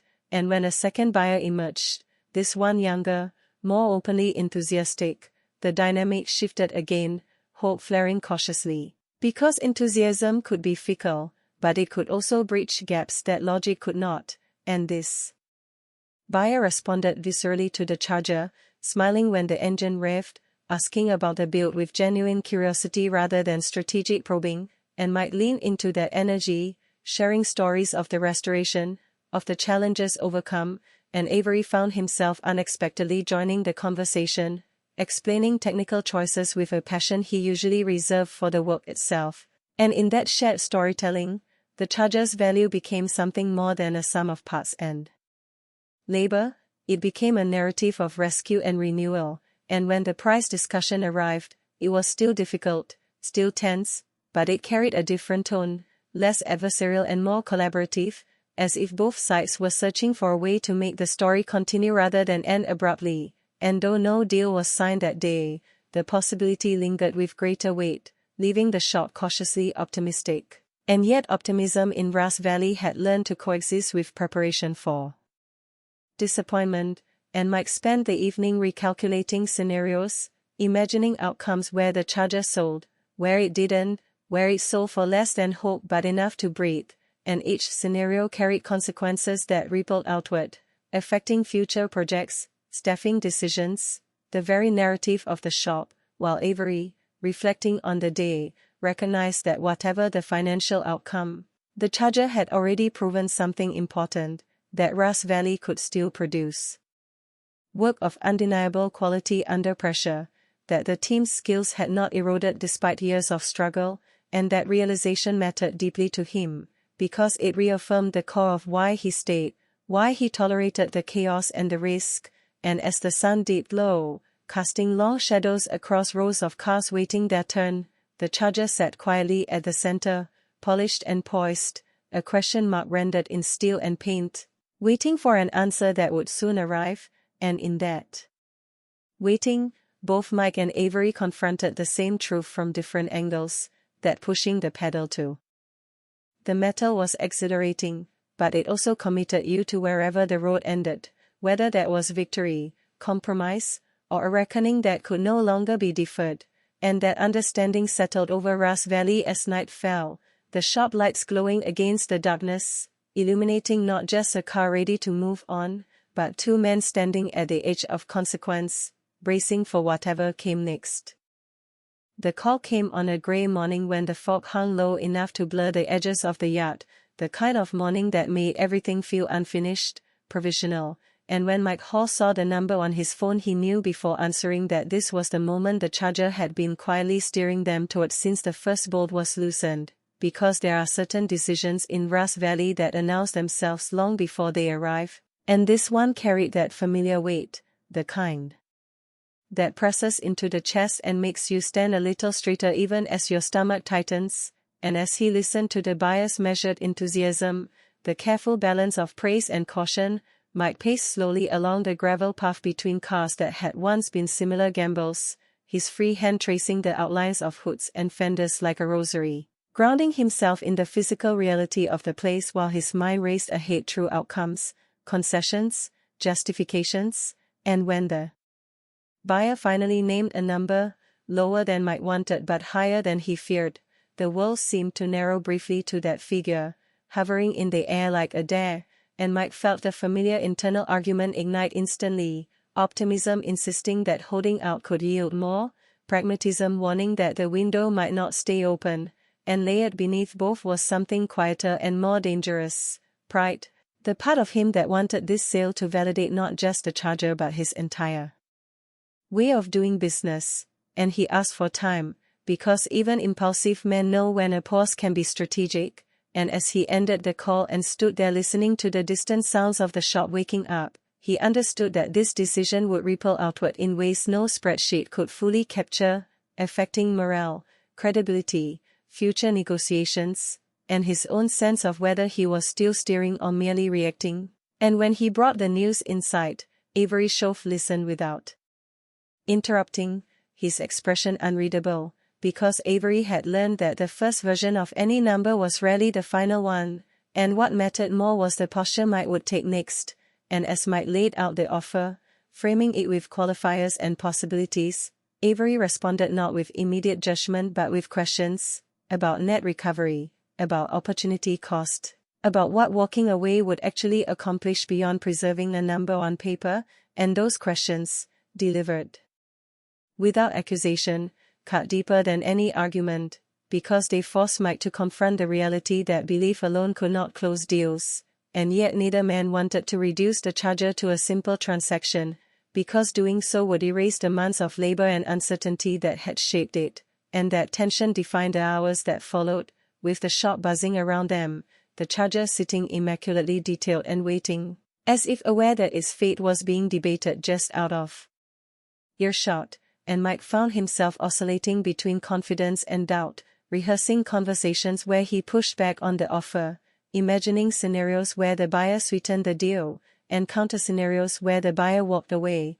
leaving Grass Valley holding not just an unsold cow but a public symbol of overreach. And Avery, watching this internal tug-of-war played out in subtle shifts of tone and posture, felt his own conflict surface, because while his instinct leaned toward acceptance, toward securing tangible progress rather than chasing ideal outcomes, he also recognized that selling too low could reinforce patterns that kept Grass Valley perpetually scrambling, always justifying short-term relief at the expense of long-term stability, and this shared ambivalence manifested in small frictions, plate exchanges over unrelated tasks, silences that stretched longer than usual, because the decision loomed over everything, coloring even routine work with a sense of impending consequence.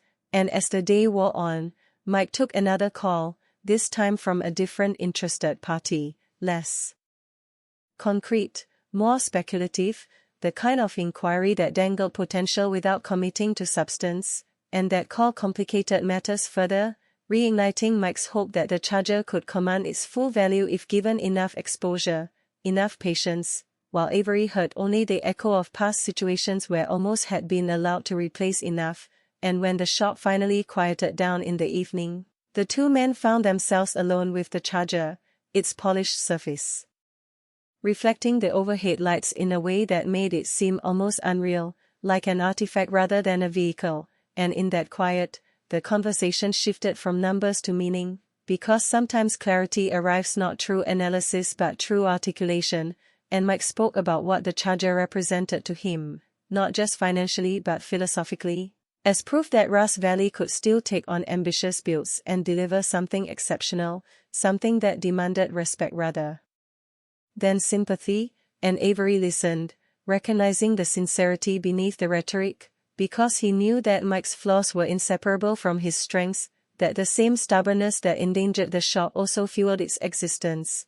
And when Avery responded, he did so carefully, acknowledging the emotional investment while grounding the discussion in responsibility, reminding Mike that validation could come in forms other than maximum profit, that sustainability itself was a kind of success, and that sometimes letting go at the right moment preserved the ability to fight another day.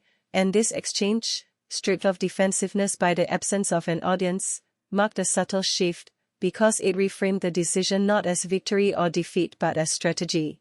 And by the time Mike left the shop that night, he had not decided, but he had narrowed the field of possibilities, understanding that whatever choice he made would need to balance belief with restraint.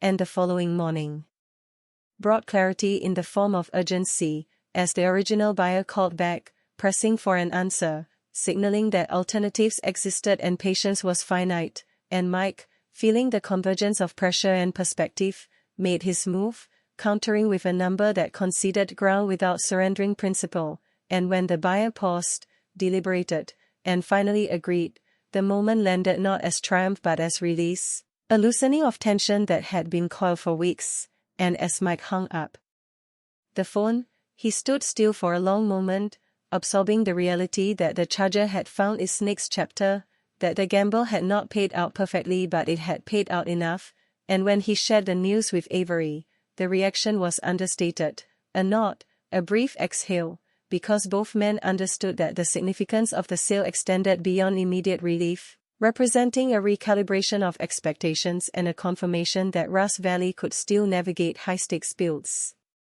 without collapsing under their weight, and the process of preparing the Charger for delivery carried a different emotional tone, less frantic, more reflective, as if the shop were collectively acknowledging an ending rather than chasing an outcome, and Avery approached the final checks with a sense of closure, knowing that the car would leave on its own terms, complete and respected, while Mike fielded congratulations and questions from the crew, careful not to oversell the result but allowing himself a measure of satisfaction, because even incremental progress mattered in a place where survival was never guaranteed, and when the buyer arrived to take possession, the handover was surprisingly subdued, professional and calm, the Charger rolling out of Russ Valley under its own power, its engine note fading into the distance, leaving behind not emptiness but a quiet sense of accomplishment, and as the dust settled, both literally and figuratively, Mike and Avery stood together looking at the space the car had occupied,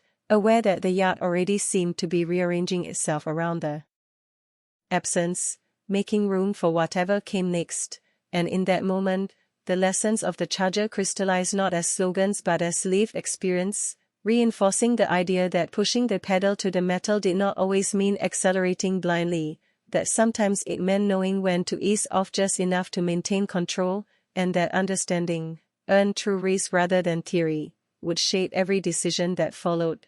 Because Russ Valley Restorers was not defined by any single car, but by the accumulation of choices made under pressure, and this choice, imperfect but deliberate, marked a step toward a future where belief and discipline might finally learn to coexist without constant collision, a future still uncertain, still demanding, but no longer quite as fragile as it had been before the Charger arrived and demanded its due.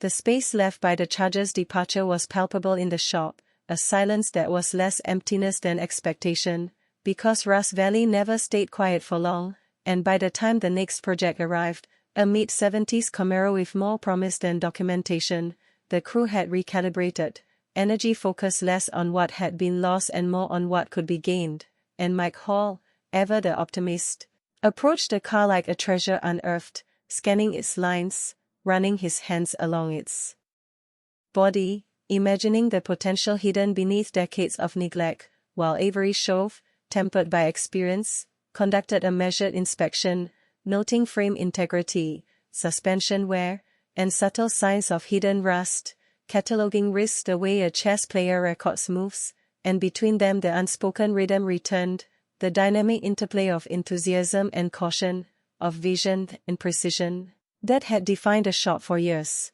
now tasked with shaping another vehicle into something exceptional, and the Camaro presented challenges unlike the Charger, its previous owner having attempted modifications that were ambitious but sloppy, leaving behind poorly executed welds, mismatched parts, and wiring that seemed designed to test patience rather than function, and as the team assessed the work ahead, the gravity of the project became clear, because while potential was apparent, restoration would require not just skill but creativity, improvisation, and a willingness to wrestle with problems that had no textbook solutions, and Mike, excited by the possibilities, immediately began mapping out a plan, envisioning an engine rebuild that would retain muscle car authenticity while incorporating performance improvements subtle enough to avoid alienating purists, and Avery, hands-on and meticulous, pushed back with practical concerns, listing parts availability,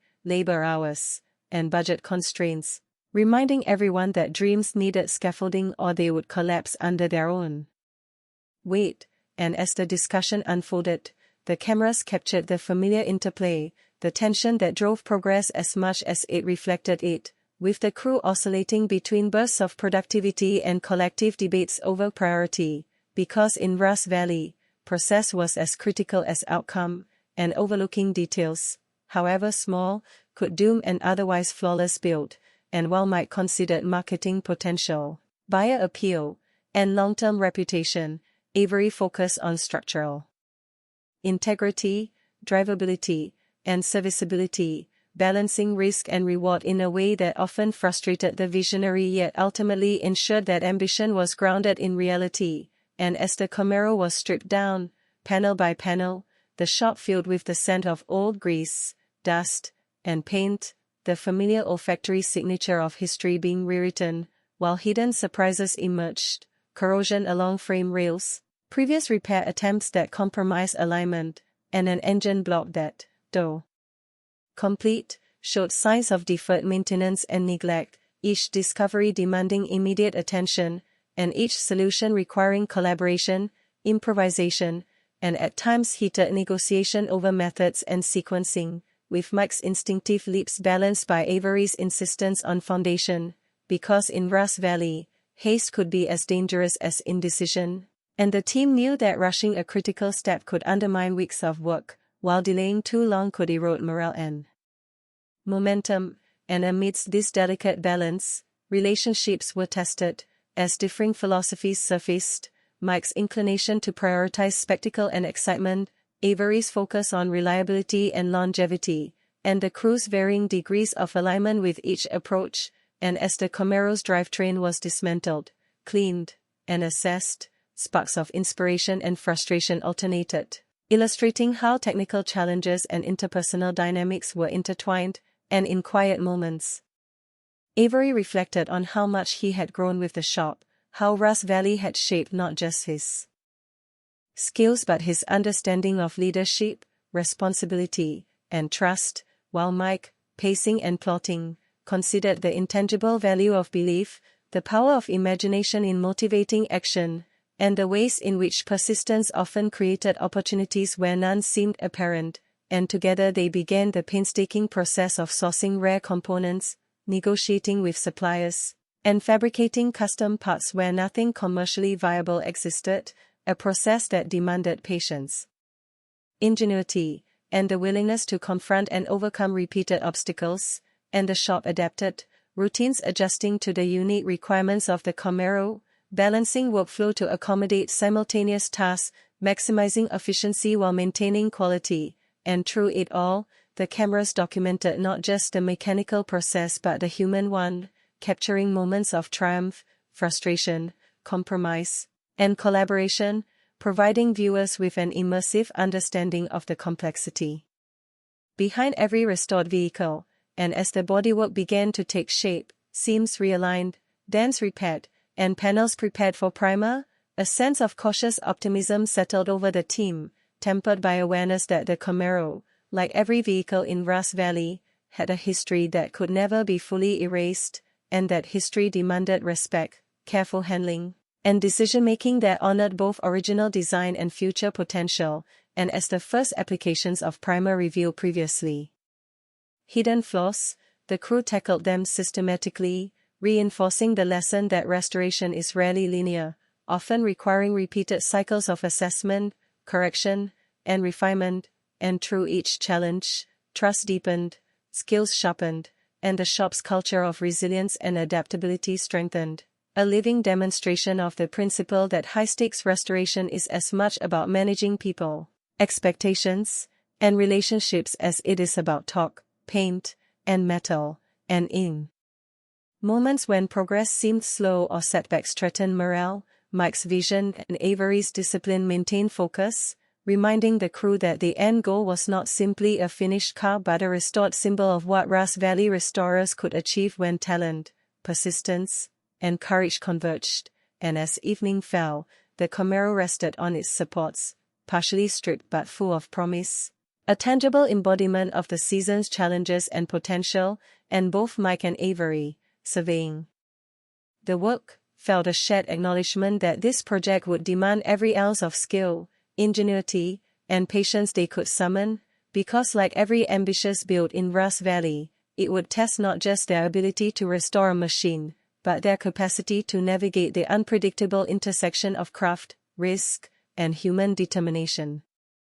The days that followed the Camaro's arrival settled into a rhythm that was at once predictable and exhausting, a cadence defined by early mornings, late nights, and the constant hum of work that never truly paused, because in Ross Valley, there is no moment when a project is merely in progress. Everything carries consequences, and every decision ripples outward, affecting timelines, budgets, and morale. And Mike Hall thrived in that energy, moving from task to task with the restless focus of a man who sees not just a car but a living blueprint of possibilities, running hands along panels, calculating angles, and imagining the roar of the engine after assembly, while Avery Shove balanced that energy with his own methodical approach, scrutinizing torque specifications, tracing wiring harnesses, and evaluating structural integrity.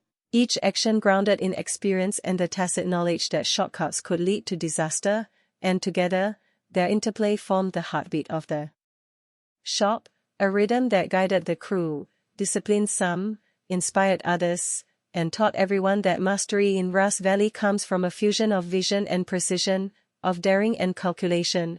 And as the engine was disassembled, cleaned, and assessed, the team encountered hidden challenges, pistons with uneven wear, camshafts that needed careful inspection, and bearings that demanded replacement, each issue requiring both technical skill and logistical planning, because parts for a classic Camaro are rarely interchangeable and often come with delivery times that can stretch days into weeks. And while Mike imagined the power and sound of the rebuilt engine, Avery calculated tolerances, wear limits, and long-term reliability, their perspectives overlapping and occasionally colliding, forcing compromises that demanded both diplomacy and stubbornness, and the crew, accustomed to this tension, worked within the framework, anticipating needs, double-checking measurements, and maintaining focus under the weight of both expectation and visibility, because the cameras captured not just restoration but the human dynamics that made it possible,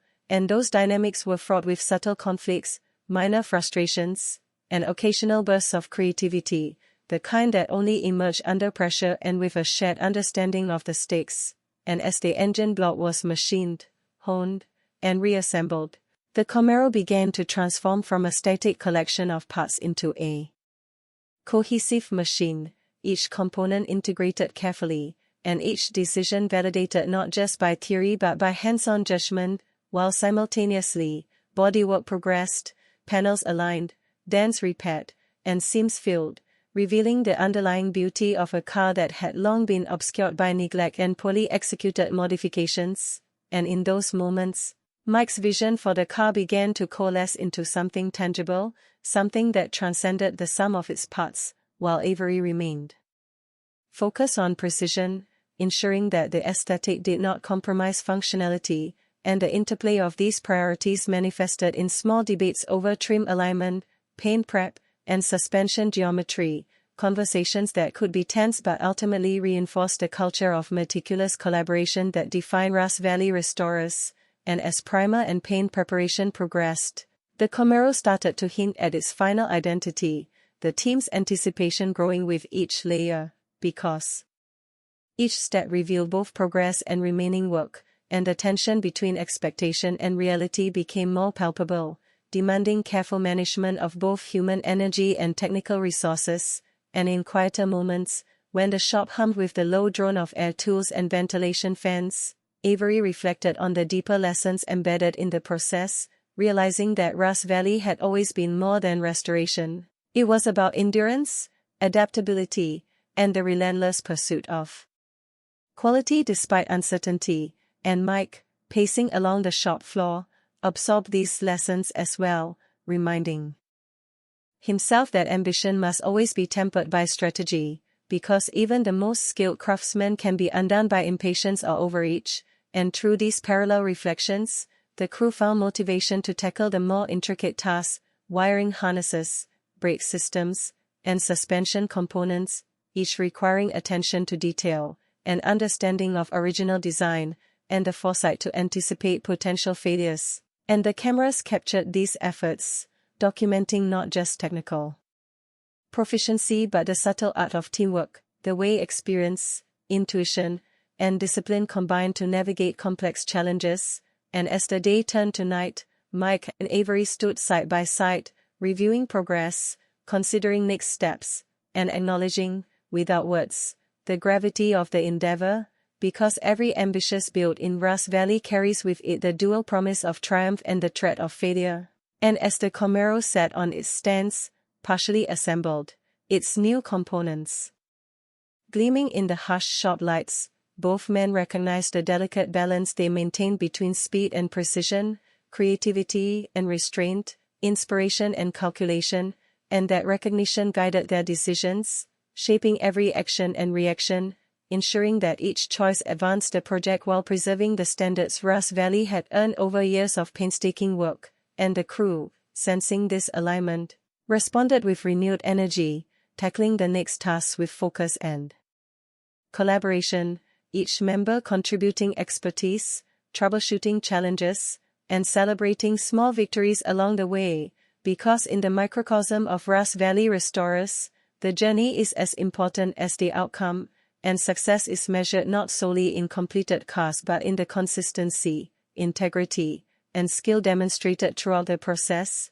And as midnight approached, the shop lights casting long reflections of polished metal and freshly primed surfaces, Mike and Avery lingered over the Camaro, contemplating the remaining challenges, strategizing the next steps, and appreciating, silently and collectively, the profound satisfaction of turning a neglected, compromised vehicle into something that promises not just function, but pride, beauty, and legacy. And it was in these moments, amid the combination of tension, creativity, and dedication, that Rust Valley demonstrated its true value, not merely as a restoration shop, but as a proving ground for human ingenuity, endurance, and the relentless pursuit of excellence, where every decision, every bolt, and every calculated risk shapes not just a car, but the culture, reputation, and future of the people who choose to push the pedal to the metal, no matter the obstacles that lie ahead. The following week brought with it a mix of monotony and urgency, a paradox that defined life in Rust Valley, because restoration is rarely linear, progress often arrives unevenly, accompanied by new surprises, setbacks, and fleeting triumphs, and the Camaro, now partially reassembled, was no exception, revealing both promise and the persistent gnaw of unresolved issues. And Mike Hall, fueled by caffeine and boundless determination, navigated the shop with his usual combination of fervor and distraction, moving between engine work, parts cataloging, and personnel coordination, while Avery Shove maintained his vigil over precision tasks, calibrating suspension components, inspecting electrical systems, and correcting minor misalignments that could escalate if ignored. And together, their interactions continued to define the rhythm of the shop, a balance of enthusiasm and restraint, risk and mitigation, intuition and technical mastery, because in Rust Valley, every ambitious build is a negotiation between vision and reality, and the margin for error is consistently thin. And as the engine approached reassembly, hidden complications emerged, a misfit bearing here, a worn camshaft journal there, each demanding attention, careful adjustment, or replacement, and the challenge was compounded by the scarcity of correct parts, a logistical reality that required negotiation with suppliers, improvisation, and, at times, custom fabrication, and these tasks tested both technical skill and patience, because any misstep could compromise performance, safety, or longevity, and Mike's natural optimism occasionally collided with Avery's disciplined skepticism, sparking debates about priorities, sequencing, and acceptable levels of risk, debates that the crew navigated with both diplomacy and deference, understanding that the leader's perspectives, though conflicting, were mutually necessary to achieve success, and while disagreements surfaced over torque specifications,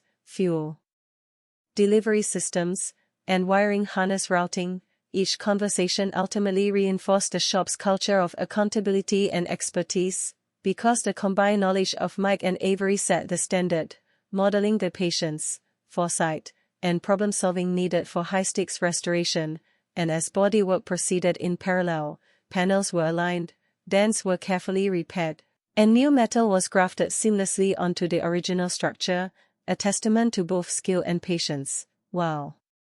The primer stage revealed minor inconsistencies requiring additional sanding and attention, reinforcing the truth that restoration is iterative, and that mastery emerges from repetition, careful observation, and the willingness to confront imperfection. And amid these technical challenges, interpersonal dynamics played an equally critical role, because fatigue, anticipation, and stakes create pressure points in any team, and Ras Valley's crew was no exception, with minor frustrations surfacing. In-clip remarks, inadvertent oversights, or competitive tension, and yet, as often happens in skilled teams, these conflicts were channeled productively, spurring problem-solving, heightened attention to detail, and reaffirmation of shared objectives.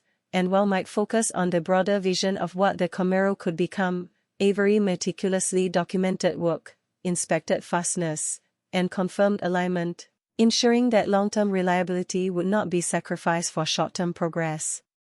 And in quiet moments between tasks, the two reflected on the lessons embedded in the process, recognizing the balance required between creative ambition and methodical discipline, between chasing opportunity and managing risk, and that reflection guided their leadership, informing decisions about crew allocation, task sequencing, and contingency planning, and as final components of the drivetrain were fitted, tested, and fine-tuned, the car began to exhibit signs of life, responding predictably to adjustments, the engine firing smoothly, the suspension behaving as designed, and the previously discordant elements coalescing into a coherent, functional whole, a tangible manifestation of skill, persistence, and collaboration, and the team's morale, once variable, solidified, buoyed by visible progress, renewed confidence, and the recognition that months of labor were yielding tangible,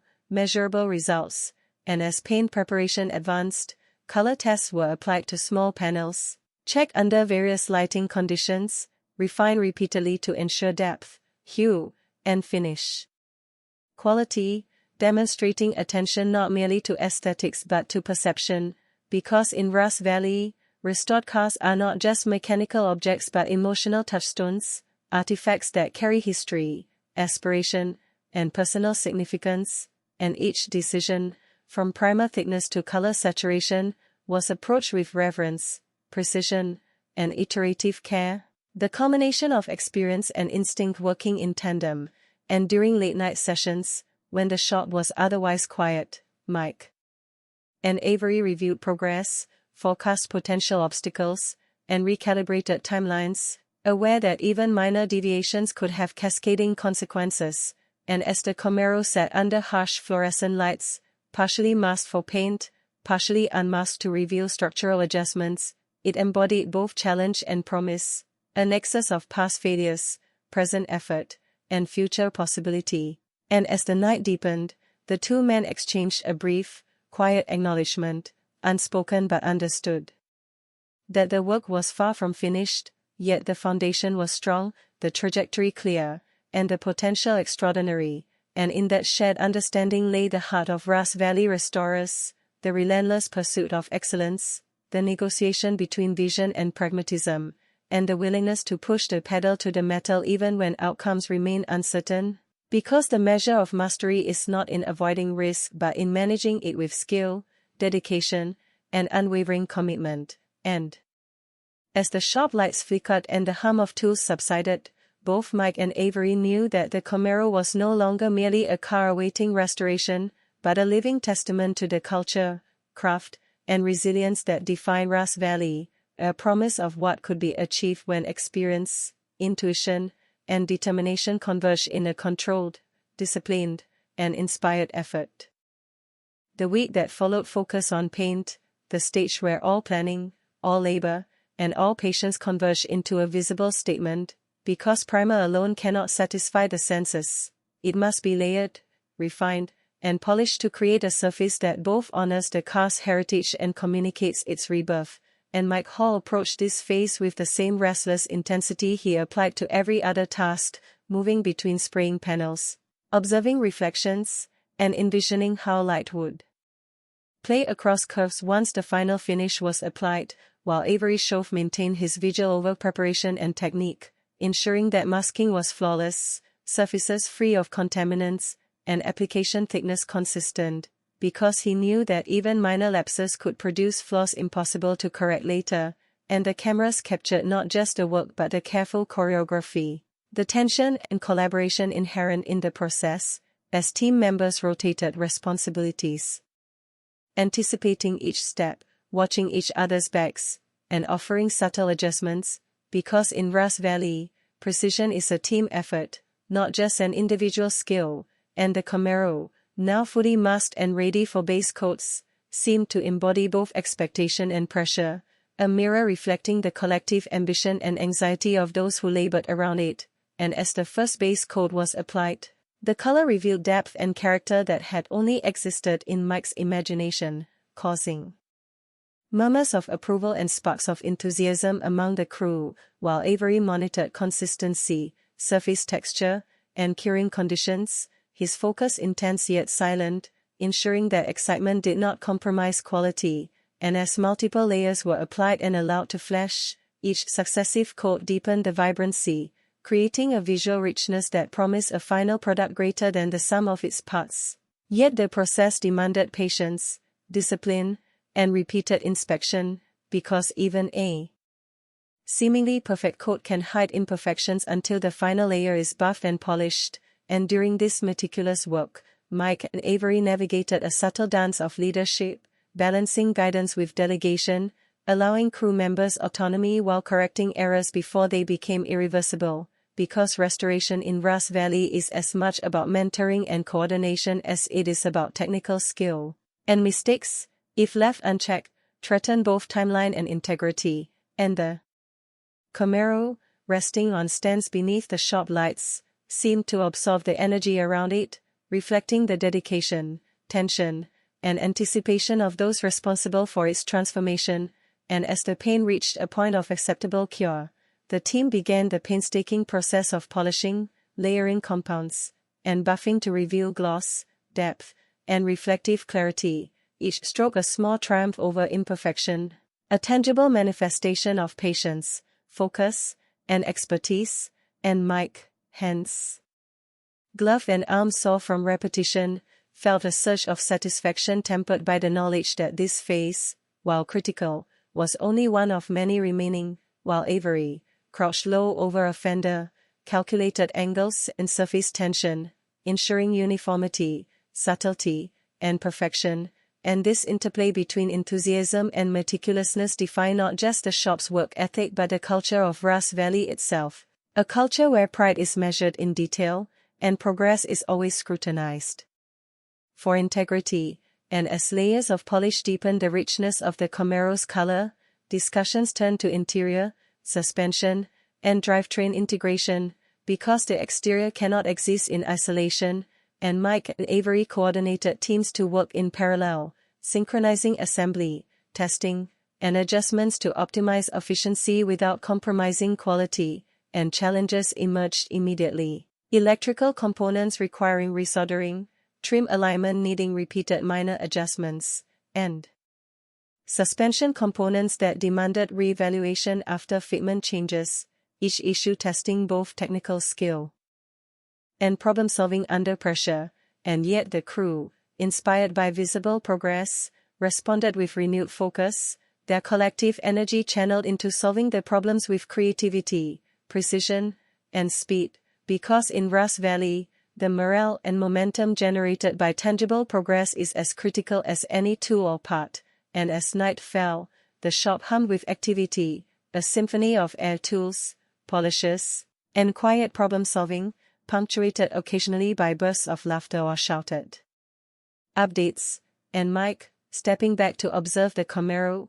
allowed himself a moment to reflect on how far the car had come, from a neglected, compromised shell to a gleaming statement of craftsmanship, patience, and vision, while Avery, checking alignments and fastness, considered the subtle lessons embedded in every step, the necessity of forethought, the value of patience, and the delicate balance of enthusiasm and restraint. And in that shared reflection, both men understood that this project, like all high-stakes restorations in Grass Valley, was testing more than mechanical skill. It was testing human endurance, judgment, and collaboration, because perfection is not achieved by talent alone but by sustained focus, iteration, and the ability to confront and correct errors before they accumulate. And as the team prepared for the final paint inspection and assembly, the Camaro stood as a nexus of all these efforts, a tangible testament to skill, coordination, and resilience, reflecting both the sweat and expertise of its creators.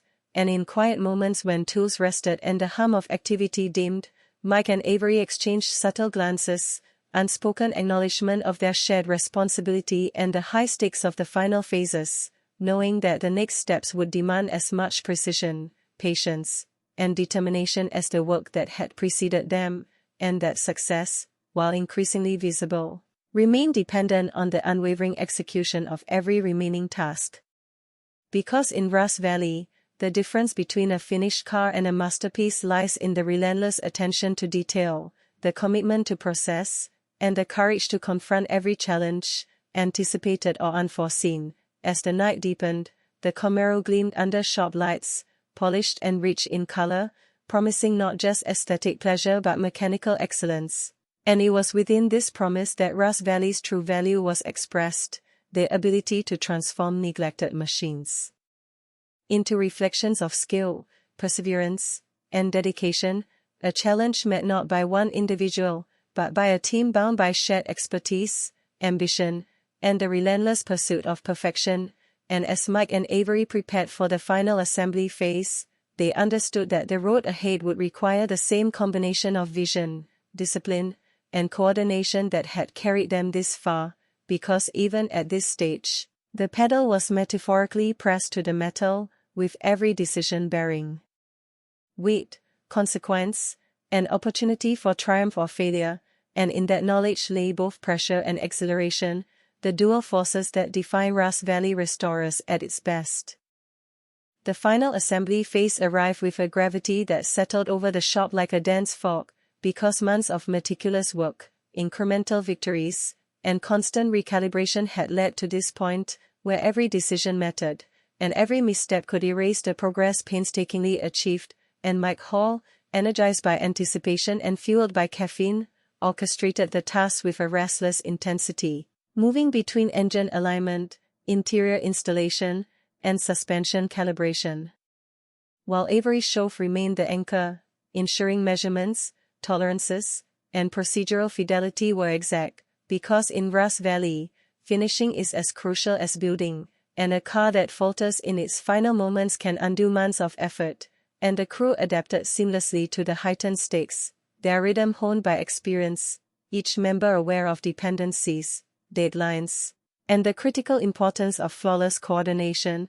And as engine mounts were fitted, wiring harnesses routed, and drivetrain components mated, the Camaro began to take shape not just as a mechanical system but as an integrated, functioning whole, each part communicating with another, the result of countless decisions guided by expertise, intuition, and careful observation. And amidst the mechanical symphony, minor setbacks emerged, fasteners that refused alignment, connectors that needed rewiring, brake lines requiring recalibration, but each challenge was met with calm problem-solving, a reflection of the collective experience and adaptability that define Grass Valley. And Mike, pacing the floor with an eye for timing and sequencing, frequently paused to adjust strategy, delegate tasks, and offer encouragement, while Avery, crouched under the fender, traced lines, measured tolerances, and verified every connection, ensuring that function matched the precision demanded by the car's rebirth. And as panels were mounted and interior components installed, the Camaro began to exude the presence that Mike had envisioned from day one, a combination of aggressive stance, muscular lines, and meticulously restored detail, signaling both performance potential and the story of its careful restoration. And during late-night sessions, when the shop grew quiet and only the hum of tools remained, Mike and Avery reflected on the journey, considering the interplay of ambition, skill, and risk that had brought the car to this state, acknowledging, without words, the shared understanding that restoration is as much about managing human energy and expectation as it is about torque, metal, and paint, and as final adjustments were made to steering, suspension, and engine tuning, the Camaro responded to tests with precision and poise, each movement a confirmation of the countless hours invested in measurement, correction, and iteration, and the team's collective morale strengthened with each success. The tension of uncertainty gradually giving way to controlled confidence, because in Rust Valley, mastery emerges not from raw talent alone but from disciplined execution under pressure, and the cameras documented the process in granular detail, capturing not just mechanical competence but the subtle human interactions, decision-making, and problem-solving that are integral to achieving excellence. And as the final body panels were aligned, trim pieces installed, and the interior meticulously detailed, the Camaro transitioned from project to product, a tangible embodiment of vision, patience, and relentless effort. And as Mike walked around the car, noting reflections in the paint and listening to the engine's growl, he allowed himself a moment of quiet pride, tempered by the knowledge that perfection is elusive, and every finish is both an achievement and an invitation for scrutiny, while Avery, inspecting every joint, fastener, and control, acknowledged the depth of craft involved, knowing that reliability and usability are as critical as aesthetics, and together, they coordinated the last tests, electrical systems checked, fluid levels verified, brake performance assessed, and engine response measured, each procedure a verification of both mechanical integrity and human diligence. And when the car finally rolled onto the floor, complete and operational, it was more than a restored machine. It was a manifestation of Rust Valley's ethos, where ambition, discipline, and collaboration converged to transform the neglected and overlooked into objects of power, beauty, and narrative resonance. And as the crew gathered around, sharing quiet satisfaction and muted congratulations, Mike reflected on the broader implications, considering how this build would shape perceptions of Rust Valley restorers, influence future projects, and reinforce standards for excellence, while Avery contemplated the subtler lessons embedded in the process, about patience, perseverance, and the essential balance between enthusiasm and discipline. And in that shared reflection lay the essence of Rust Valley, the understanding that high-stakes restoration demands not only technical mastery but emotional resilience, strategic thinking, and the ability to synchronize multiple human and mechanical elements, because only by managing these forces simultaneously can a project be completed successfully. And as the night grew late and the sharp lights glinted off the Camaro's polished surfaces, both men understood that this build, like all great restorations, was a testament not just to skill and labor but to judgment, collaboration, and the courage to push the pedal to the metal when stakes were highest, fully aware that mastery requires both risk and control, vision and precision, and that the lessons of one car would echo in every decision, every challenge, and every project that Rust Valley would undertake in the years to come. The morning air carried a crispness that suggested new beginnings, and as the Camaro rolled onto the shop floor, its freshly restored paint catching the light in brilliant flashes, Mike Hall felt the familiar thrill of anticipation mixed with a twinge of apprehension, because in Rust Valley, no restoration is truly complete until the car is tested in real conditions, every system stressed, every nuance of performance revealed. And Avery Shove, standing beside Mike with hands tucked into the pockets of his work jacket, scanned the Camaro with meticulous attention, noting alignment, body gaps, and suspension preload, internalizing every detail before the first engine start, knowing that the true test would confirm or challenge months of labor.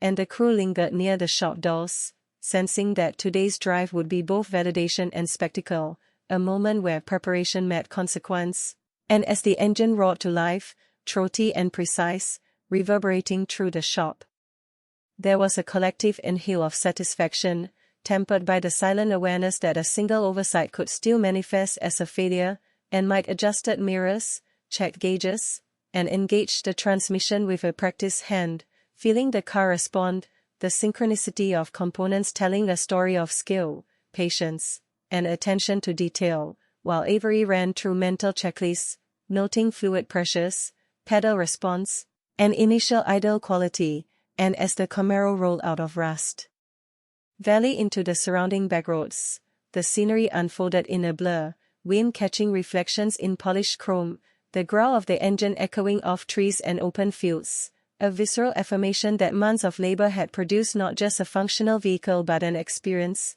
something that could be felt in body and mind, and Mike and Avery, driving side by side, exchanged subtle nods, a language of trust and recognition, acknowledging that the Camaro met expectations while still requiring refinement, because high-performance restoration always carries degrees of unpredictability, no matter the care invested, and as the road stretched ahead, the suspension, brakes, and engine were tested under variable conditions, each corner, acceleration, and braking maneuver confirming strengths and revealing minor adjustments needed, and Mike, attuned to feel and sound, adjusted driving lines, brake pressure, and throttle modulation, while Avery noted subtle vibrations, temperature readings, and alignment feedback, the synergy between driver and observer producing insights critical to final calibration, and when the Camaro returned to the shop, dust specks and road textures decorating its surface,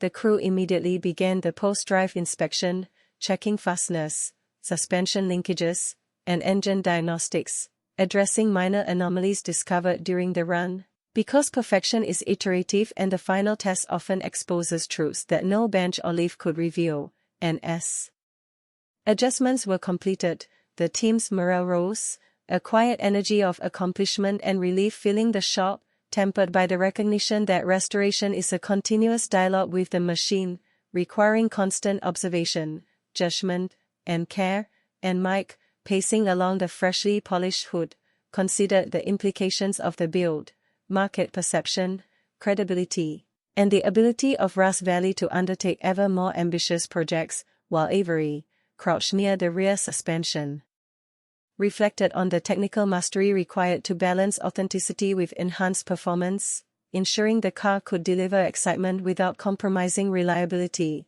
and as the day progressed, final detailing, trim alignment, and functional verification were conducted, crew members rotating tasks with practiced precision, the shop functioning as a well-oiled machine itself, each action contributing to the integrity of the final product, and when all was confirmed, Mike and Avery stepped back together, surveying the Camaro in its completed state, polished, calibrated, and tested, a living testament to skill, persistence, and collaboration, and in that shared moment, words were unnecessary, because both men understood that the car represented not just a single restoration but the essence of Rust Valley Restorers, the integration of ambition, technical expertise, human endurance, and unyielding dedication, and as cameras captured the final shots, highlighting both craftsmanship and character, the team felt the satisfaction of achieving something exceptional, a machine that honored its heritage, showcased innovation, and reflected the collective effort, insight, and resilience that had gone into every nut, bolt, and stroke of polish, and in the quiet after the day's work, as the Camaro rested under shop lights, the men knew that this project, like all meaningful endeavors in Rust Valley, had taught lessons far beyond metal and paint, lessons in patience, judgment, leadership, and the profound interplay between human determination and mechanical truth, and that understanding would carry forward, informing future builds, guiding decision-making, and shaping the culture, standards, and expectations of every car that would enter the doors of Rust Valley Restorers in the years to come, because mastery is never static, and each accomplishment is both an end and a starting point, a reminder that pushing the pedal to the metal is as much about process, collaboration, and integrity as it is about speed, power, and appearance. The final morning in the shop carried a charged anticipation, an almost sacred weight, because every moment leading to this day had built toward a culmination of skill, vision, and relentless effort, and the Camaro, gleaming under the soft light filtering through Ross Valley's windows, seemed to radiate both history and possibility, its polished surfaces reflecting the labor, patience, and precision that had transformed a neglected machine into a living testament to craftsmanship. And Mike Hall walked around it with a practiced eye, fingers brushing lightly over fender edges, hood lines, and door seams, feeling the harmony of panel alignment and paint finish, sensing the subtle tension of engine components beneath his hands. And Avery Shove moved with measured steps, checking top readings, suspension geometry, and wiring harness integrity one last time, knowing that the difference between perfection and compromise could be minuscule yet consequential. And as the crew gathered, there was a quiet energy, a mixture of relief, pride, and validation, because they understood that the car's story, of neglect, of challenge, and ultimately of transformation, mirrored their own journey in Ross Valley. And when Mike fired the engine, the sound resonated deep in the chest, a confirmation of power, precision, and patience. And as the Camaro purred and then growled under careful revs, Avery nodded, satisfied that months of labor had produced a machine both authentic and capable. And the cameras, capturing every moment, reflected not just the car but the human endeavor behind it, late nights, technical debates, problem-solving under pressure, and the delicate balance of inspiration and discipline that defines high-stakes restoration. And when the first test drive commenced, the car responded flawlessly, braking, cornering, and accelerating in a symphony of mechanical precision, with Mike's hands and eyes orchestrating performance, while Avery observed, took notes, and confirmed alignment with expectations, each mile reinforcing the success of countless decisions. And the crew, watching from the shop lot, felt a shared satisfaction, the intangible reward of seeing vision realized. And as the Camaro returned from its run, subtle adjustments were finalized, trim realignment, fluid checks, and cosmetic touch-ups, ensuring that the car was as functional as it was beautiful. And in those final moments, Mike and Avery reflected on the journey, considering the lessons embedded in every bolt, every panel, and every challenge overcome, acknowledging that mastery in Ross Valley requires technical skill, strategic thinking, patience, endurance, and the capacity to navigate human dynamics under pressure. And the completed Camaro, now standing as a monument to these qualities, became more than a vehicle. It was an emblem of what Ross Valley Restorers represents: the synthesis of ambition, discipline, creativity, and collaboration, a physical manifestation of human effort channeled into perfection. And as the sun cast its first rays across the shop, illuminating the glossy paint and meticulously aligned panels, there was a moment of collective pause, a shared recognition that this build, like every ambitious project undertaken in Ross Valley, had tested limits, challenged assumptions, and ultimately delivered a machine worthy of admiration, pride, and respect. And Mike, Avery, and the crew understood that while the Camaro's journey would continue on roads beyond Ross Valley, its significance remained rooted in the process, in the decisions made under pressure, in the collaboration that harmonized vision and precision, and in the endurance that transformed potential into reality. And as they photographed, documented, and celebrated the final review, there was an unmistakable sense of accomplishment, tempered with humility, because each success in Ross Valley is both a culmination and a reminder of the standards to which they hold themselves.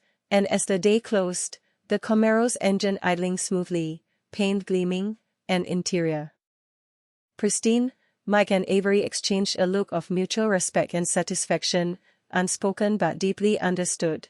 This was what it means to push the pedal to the metal, to blend skill, ambition, and integrity, and to emerge with a creation that reflects not only the machine restored but the people who made it possible.